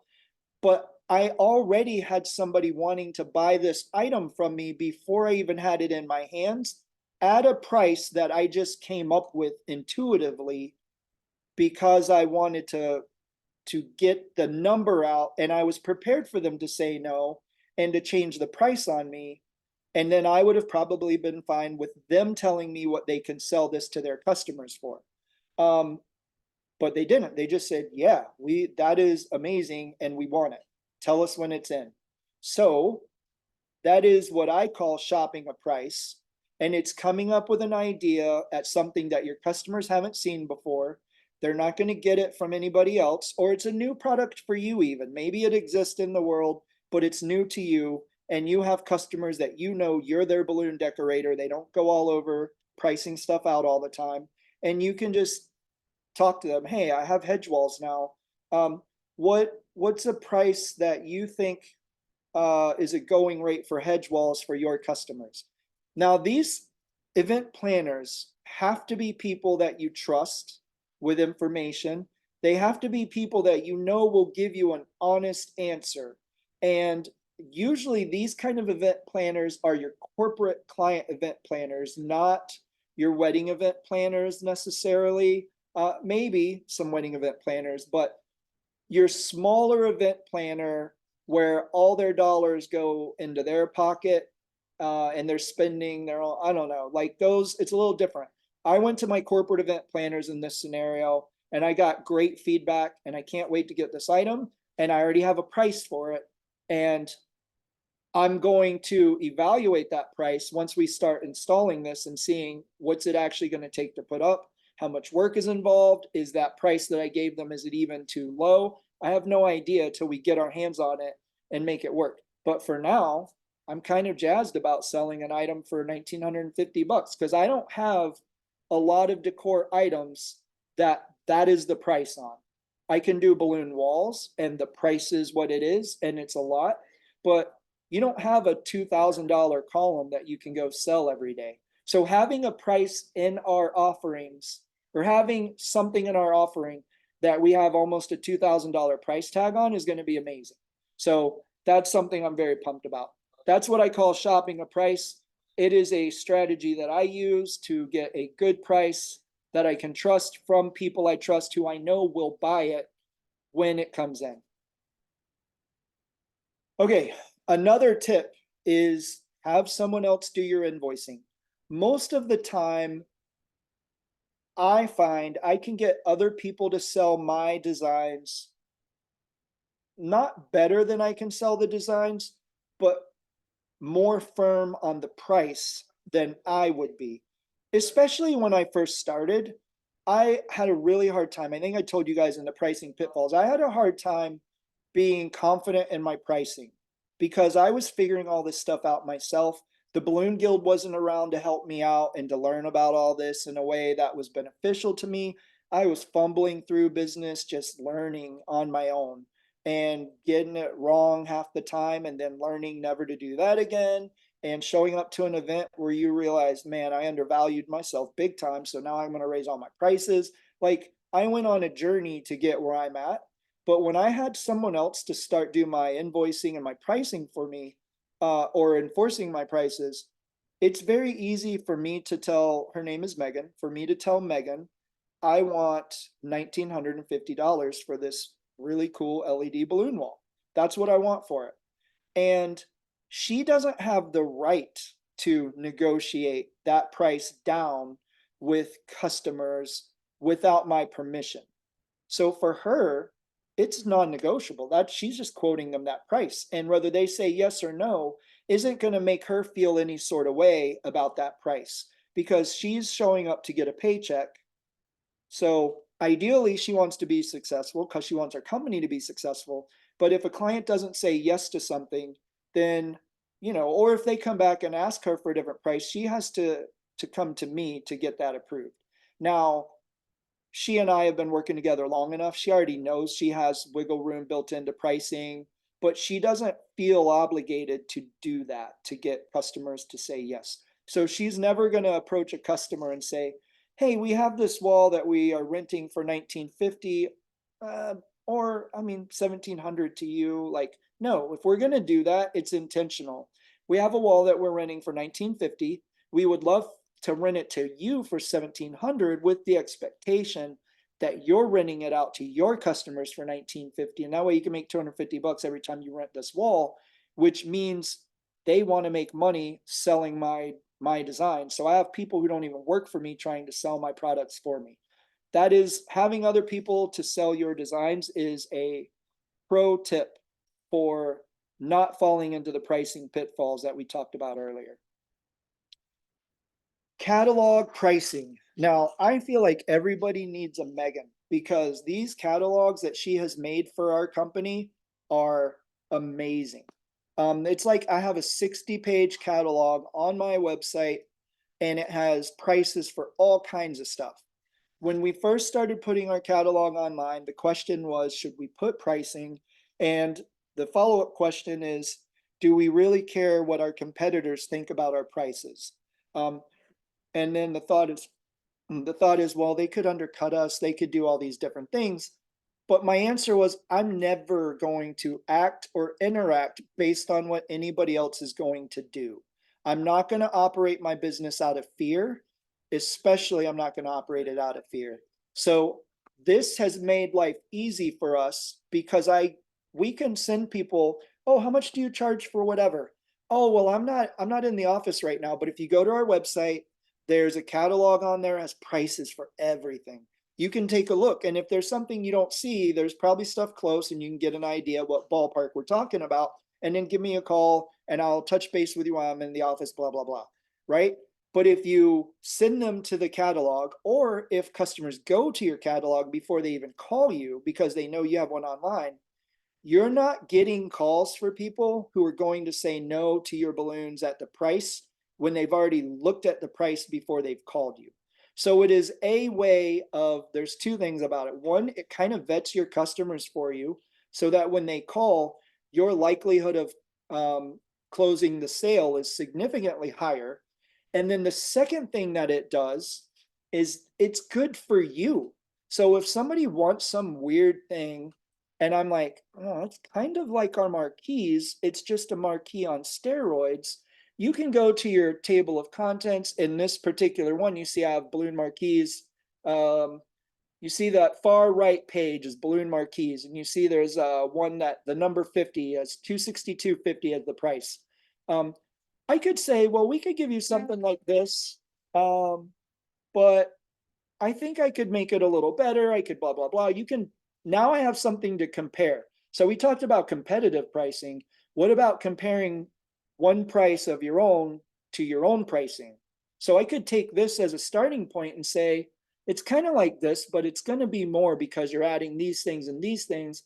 And then all you really need to do is figure out what those added things are valued at in order to change your own prices.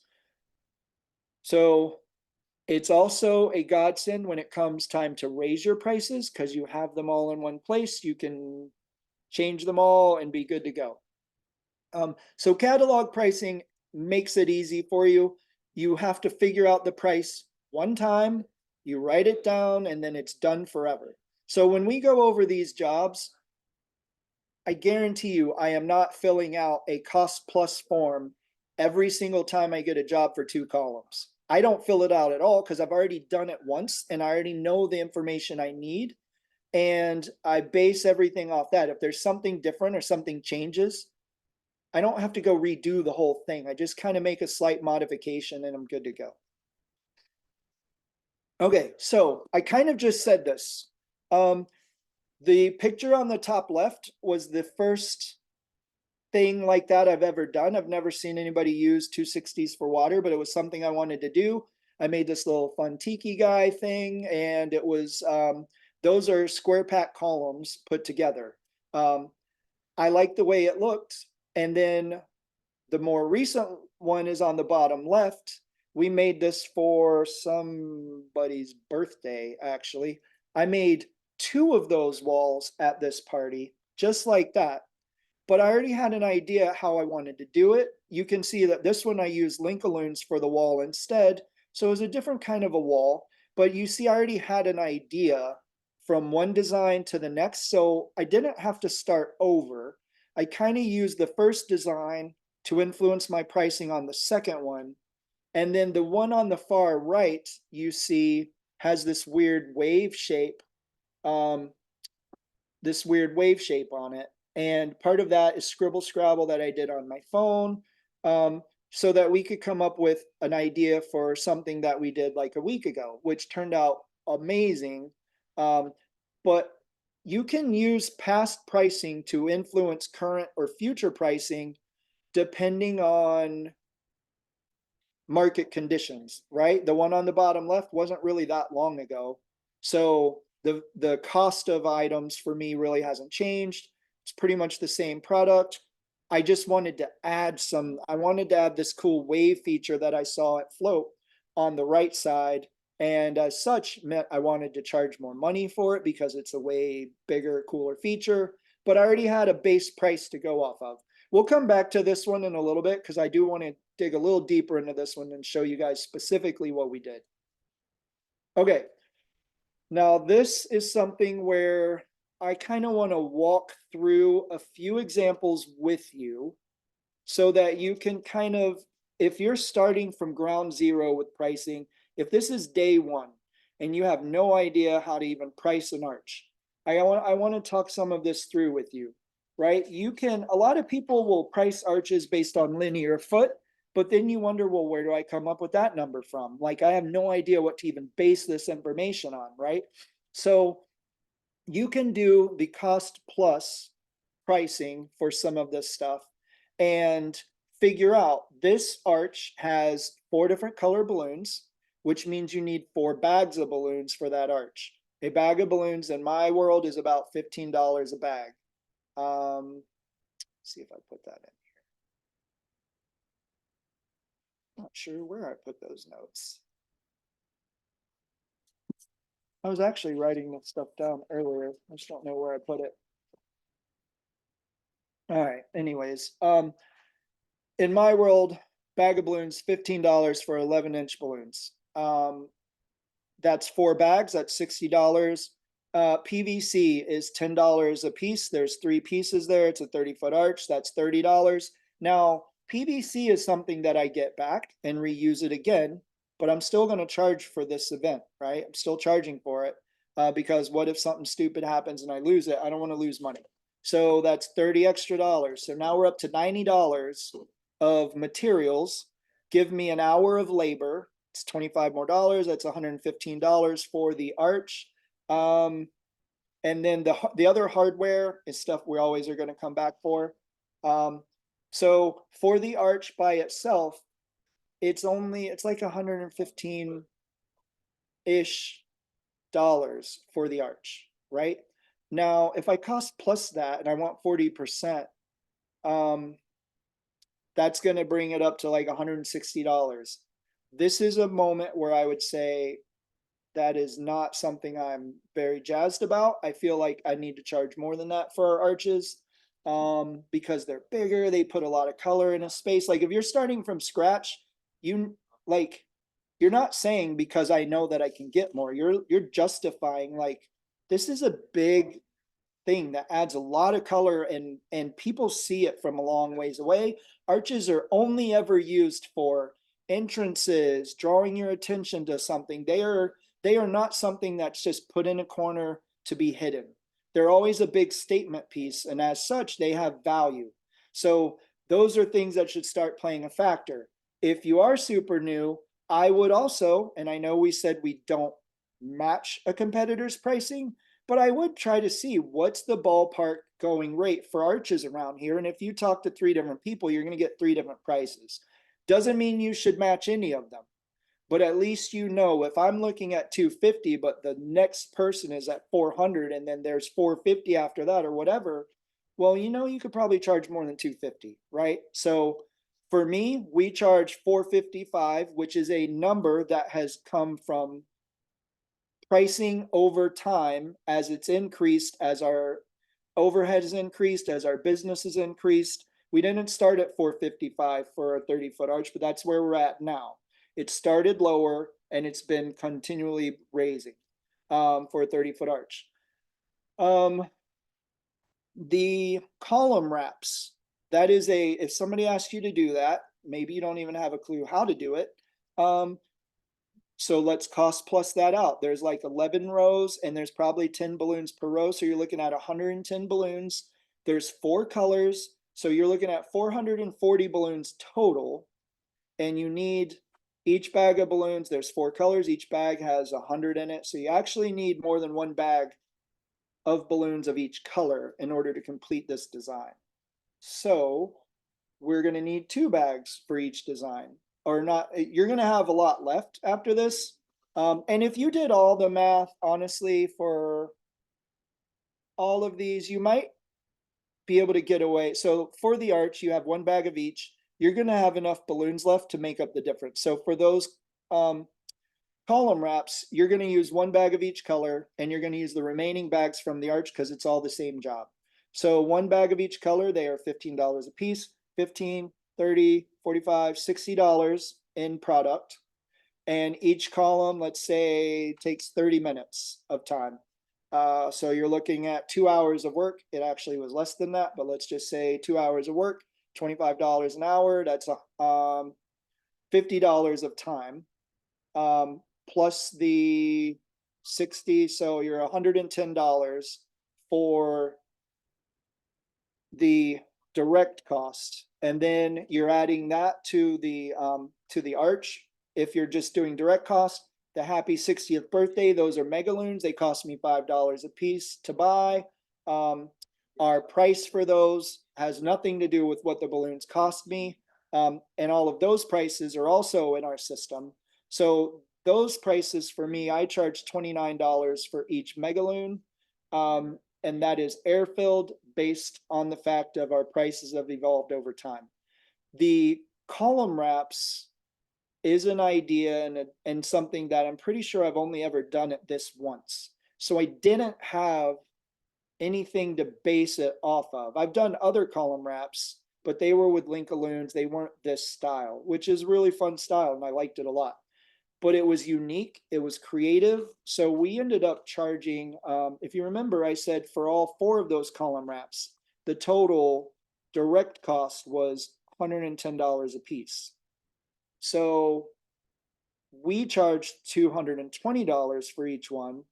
And that kind of, so here's the thing, we charged $220 for each one. And when you think that there was 11 rows of 10 balloons, that's about $2 a balloon is what that could equal. So if I were doing another job similar, I would think, well, I charged $2 a balloon this last job that was kind of like that. So I'm going to use that as a frame of reference for this upcoming pricing situation that I have. So this job is one where when you cost plus it out,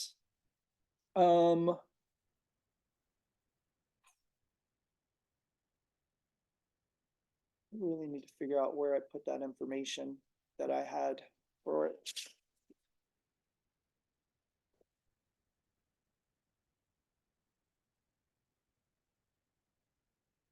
Alright, I'll have to do that later. When you cost plus it out, it equals X amount of dollars. And then you realize the column wraps are kind of cool, so we charge a little more for those. The happy 60th birthday, our Megaloons, they are not cost plus priced whatsoever, so we made a lot more profit on those. And then our 30-foot arch, we charge $455 for. So for this job, we charged 19. Oh, I know where I put it. This is an example of this pricing tool that we used. So here we go. The direct cost was going to be for the arch. So this pricing tool that we have here, this is an example. You can clear these spaces out, these marigold spaces, goldenrod spaces, whatever. You can basically just clear these out and start from scratch. I wanted to leave them so you have more than one example, but in this case, I cleared out all that extra stuff and I just put in here the arch, the balloons for that. There were 4 bags. The PVC cost $10 a piece. The columns, 100 count bags. We only need 4 because we're going to use leftovers from the arch. $15 a piece. The Megaloons, there's 13 of them. The cost of them is $5 each. So the total cost of that entire job for materials is $215. The labor on that job is going to be 4 hours worth of time spent to create everything. And that brings that to $100. I already talked about how I don't do fuel cost or any of that. That's delivery and setup times are their own baby, right? So I don't worry about it. So the total direct cost is going to be $315, labor and materials. Now, if you have filled out this overhead sheet, then you will know your percentage. And I know we talked about percentage isn't really the way that I use it, but when somebody has created a tool where all you have to do is plug in a number, then percentage is just fine. So I plugged in 35%. You could change this if your overhead is different. You could change it to 40%. It's going to change your numbers, right? For me, it was 35%. So that changed the numbers. The selling price, according to this information, for the cost plus model is $1,260, which gives me $500 in profit already. Right? So I could be happy, $500 profit. That's not bad. Only I know this is worth more than that. So I added, based on value, based on intuitive pricing, we added more, especially because of those column wraps. Those were a unique design that we've not ever done before, and it was worth more to us. So we sold it for $1,712. But we started with the cost plus idea to make sure that all that stuff was covered. You can use this sheet for everything that you do, especially when you're not really sure what you're doing. And then it'll let you take some time to figure it out. Okay, this wall here, I call it the supernova. This is a reflex silver Linkaloon wall with various size shiny orbs from MSR balloons and magic stars all over it with neon rope lighting. It is a very, very cool design. It's one of my favorite things. I told you guys I love building stuff with lights and all that jazz. When I crunched the numbers on this for the cost plus, the overhead and the direct cost and the 40% profit, we're looking at a ballpark of $1,250. So basically, to spell this out for you, because I want you guys to kind of feel it out a little bit, we have about 144 balloons of reflex Linkaloons. That's going to be 4 bags because I always want to make sure I have extra. I do want it to be really clear. If you're using regular silver balloons, then it's gonna be like 52 bucks in cost. Reflex silver adds almost $30. So it's $80 in the cost of your reflex silver. All of the foil star balloons, or not stars, but the sphere balloons that are on there, they total up to almost $100. And then the magic stars, when you add them all together, the price of those cost me about $107. So the neon rope light was a $120 item. It took about 5 hours of labor. It's $125. So the cost plus was $581 for the direct cost. And then we had overhead and then 40% profit. And that total came to around $12.50. This is another item that the value driven part of me just says, I know other items that I sell for $12.50. I would sell this size Linkaloon wall with no lights, no foil balloons, no anything for close to $12.50. This wall feels way more valuable than that. So I would charge around $2,000 for this wall, if not more. Hopefully that's something you guys can understand, but I'm comparing the price to things I already have pricing on of my own work that I know what I charge for this. This feels better, feels more valuable. There's a lot more involved. Maybe it's something that's just more complicated and it's a bigger pain in the butt to create. And it's just because of that, you're going to charge more for it. Okay. This was a fun design that I've made one time. And I actually made it for my kid for Halloween, so we didn't put a price tag on it. But I wanted to show how I would think about pricing out something of this nature, because you're going to get asked to make weird stuff like this sometime, right? So it's a spider costume. You could start counting the balloons, or maybe you don't even have a picture of what someone wants you to make. And they just say, hey, can you make like a spider costume? I want it to be like really big for my kid for Halloween. Like I want it to be scary, amazing, whatever. And you're starting to imagine in your brain, like, how would I build this? Like, what are the different ways I could possibly think about pricing it? I have no idea, right? A lot of times you just have no idea what you're even thinking about. You could start, if someone gave you this picture, you could start counting the balloons, especially all the ones on the legs, and counting how many Linkaloons there are, and start trying to do the math, how many are on the butt and the head and all that. Or you could just say, you know what, I would make you something pretty awesome for like $600, right? $500, whatever number makes you feel good at spending the time to do this. Now, what's really interesting about that thought is my willingness to take a day to play around with balloons and your willingness to do the very same thing might be vastly different, because maybe I am super busy and I don't really want to spend a day figuring something out. And maybe you're at the place where you're getting 8 jobs a month and you have a few days to spend on coming up with a cool design, and it's something you're excited about doing. So those things could affect your price as well. Additionally, think of the replacement cost, right? I know we talked about replacement cost for the customer, but think about it for yourself.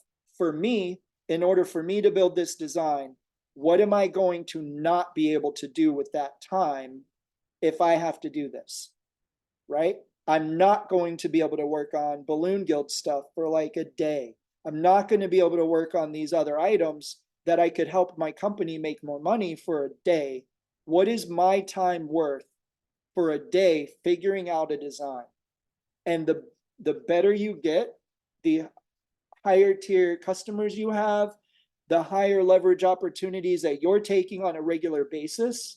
Like if I'm able to make, I'm just going to throw a weird number out there. If I'm able to make $10,000 every single day working on my business, which would be amazing, but if that's what I was able to do, would it not make sense for me to not be willing to give up a day of my time for less than $10,000 for anything. It doesn't matter what it is. If it's going to take an entire day for me, I can make 10 grand working on X, or I could make 10 grand working on Y. As long as I'm doing one of those two, then it's a matter of which one would I rather do. That's a very extreme example. I know, I doubt any of us are making 10 grand a day. However, my point is your time is valuable, and the more valuable that time becomes, the more valuable your items become that you're trading your time to create. So this would be an item I would probably work a couple hours with my employees, kind of giving them my vision for it. And I believe that's what I did. I believe that I created the head and they created the abdomen, and I told them how I wanted to do it. But this would be an item that for me, I feel like a good 5 to 650 would be the ballpark of where I would land on it, right? Okay, back to this example. Going to conventions is a great thing to do. So I'm going to be teaching at the Balloon Boss Summit in November in Orlando. You guys should definitely sign up for that if you haven't already. It does have a decent sized price tag, but you're going to walk away with a completely different business than you came because of all the information you're going to get while you're there. And it's well worth the money. And if you're serious about your business, then you're going to invest in it. And if you get your prices set where they're supposed to be, you'll actually have the money to invest into your business. So hopefully that's something I can see you guys at.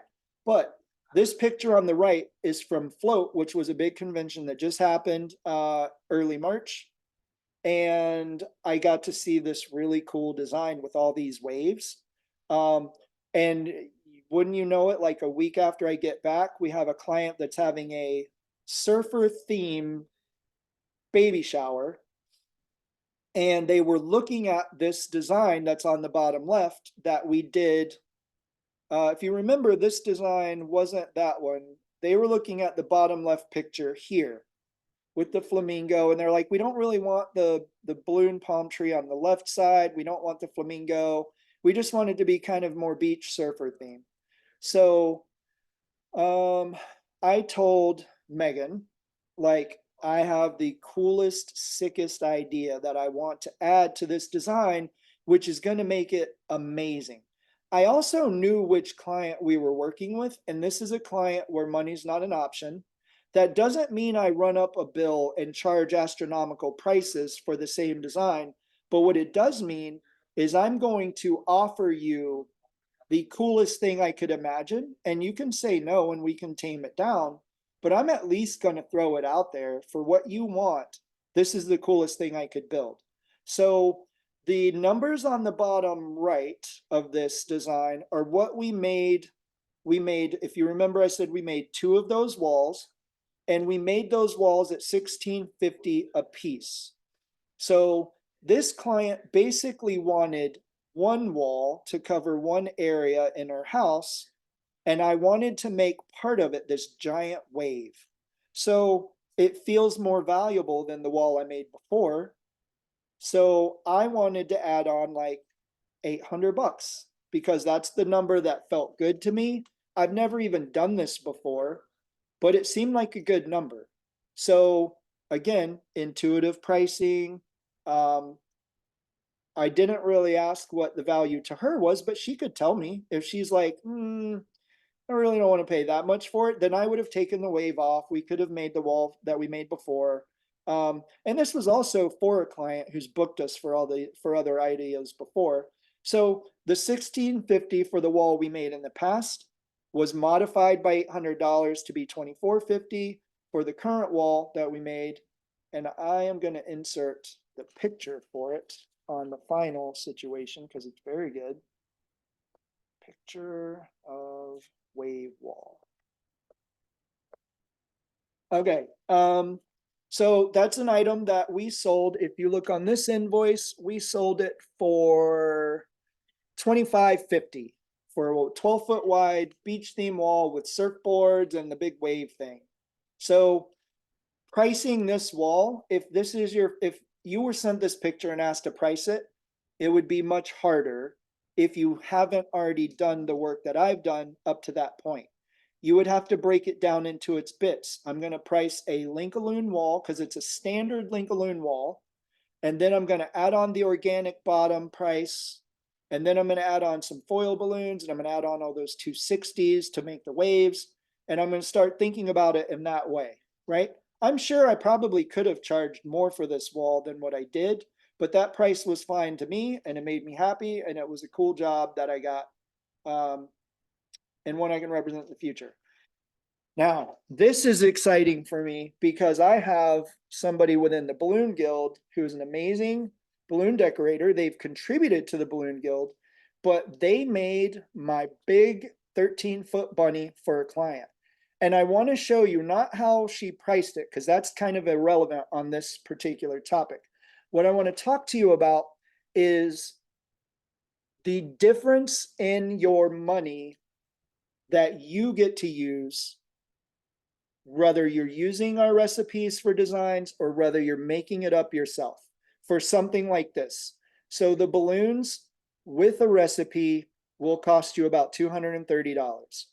Without a recipe, I put double the amount because you're going to have to figure it out first. This isn't something you're just going to put it together on the fly.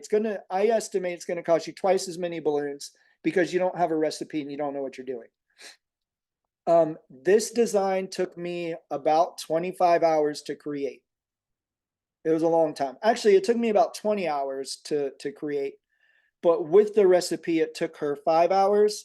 So without a recipe, 20 hours to figure it out, 5 hours to make it for the client, right? The overhead, I just put a number that's the exact same number. So the total cost to you, if you have a recipe, would be $555. Without a recipe would be about $1,285 because you have to pay 20 extra hours of labor to somebody. In this case, you're paying it to yourself. So it's not really that big a deal, but it's costing you 20 more hours of your life. So if you add the 40% profit on 555, that's only $222, as opposed to 40% profit on the 1285 brings it to $514 difference. So the selling price with the cost plus model with a recipe is $777. Now, it's a 13-foot bunny. Do you think you could probably sell it for a little bit more than that? My answer would be, yeah, I think so. But even if you didn't and you sold it for $777, you have profit built into this design already. So you're not losing money. Going with the cost plus model is never going to be a failure of any kind whatsoever. It's just going to be where maybe you're leaving money on the table. That's kind of it.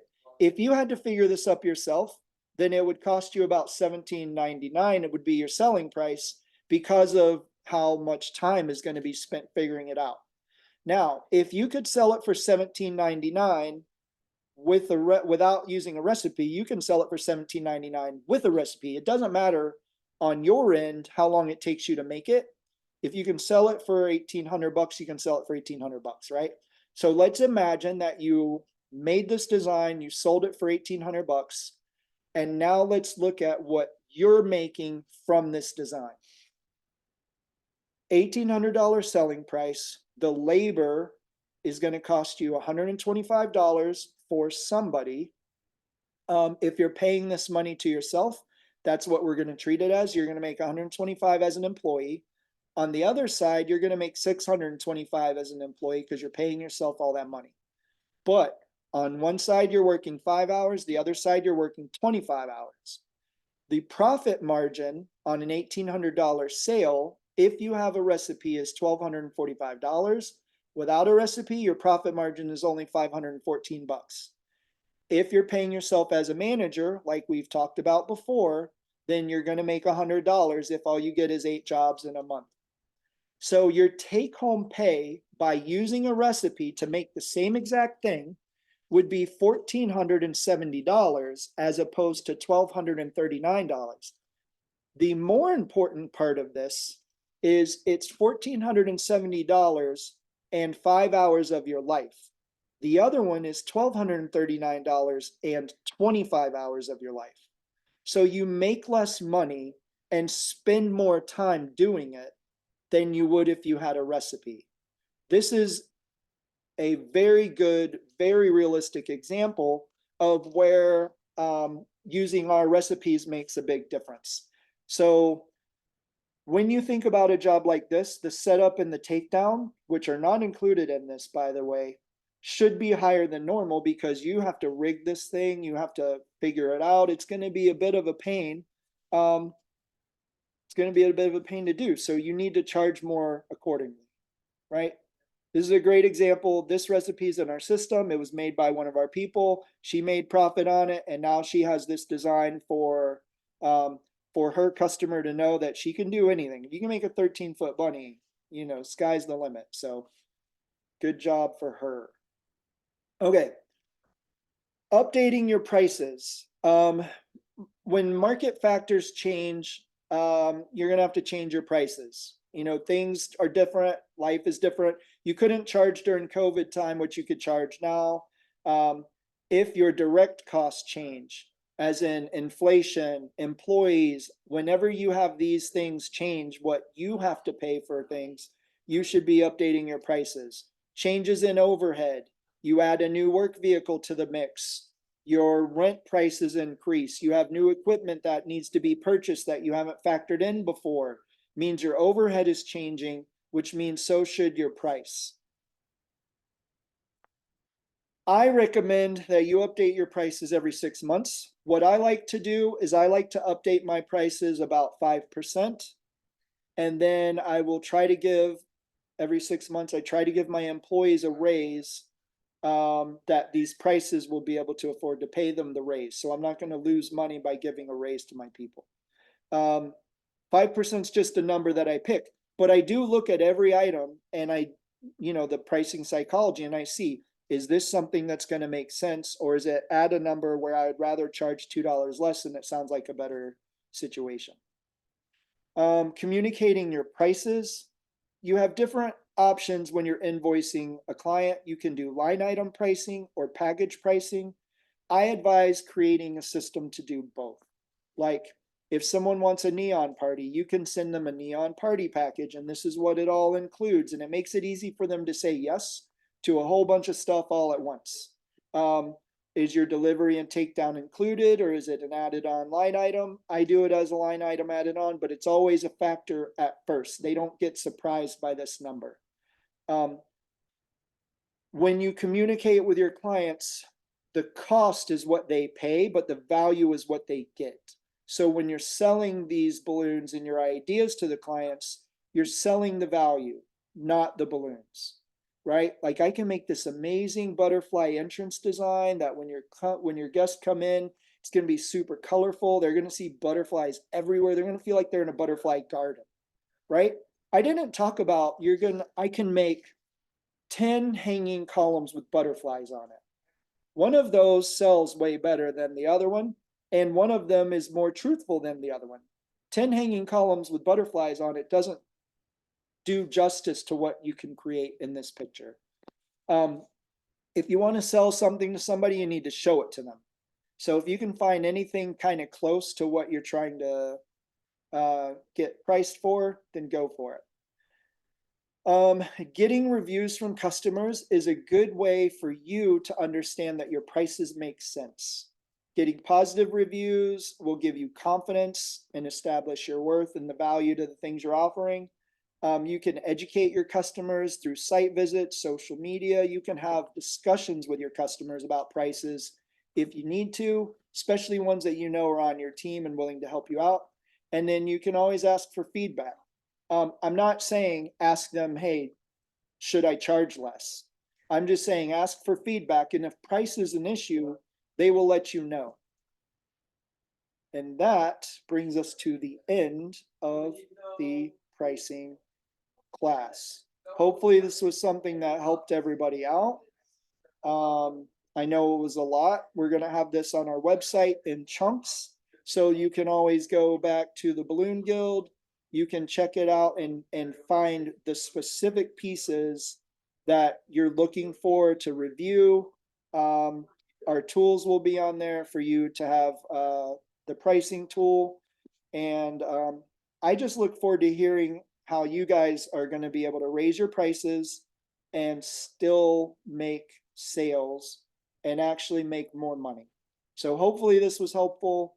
If there are any questions, we can answer them now.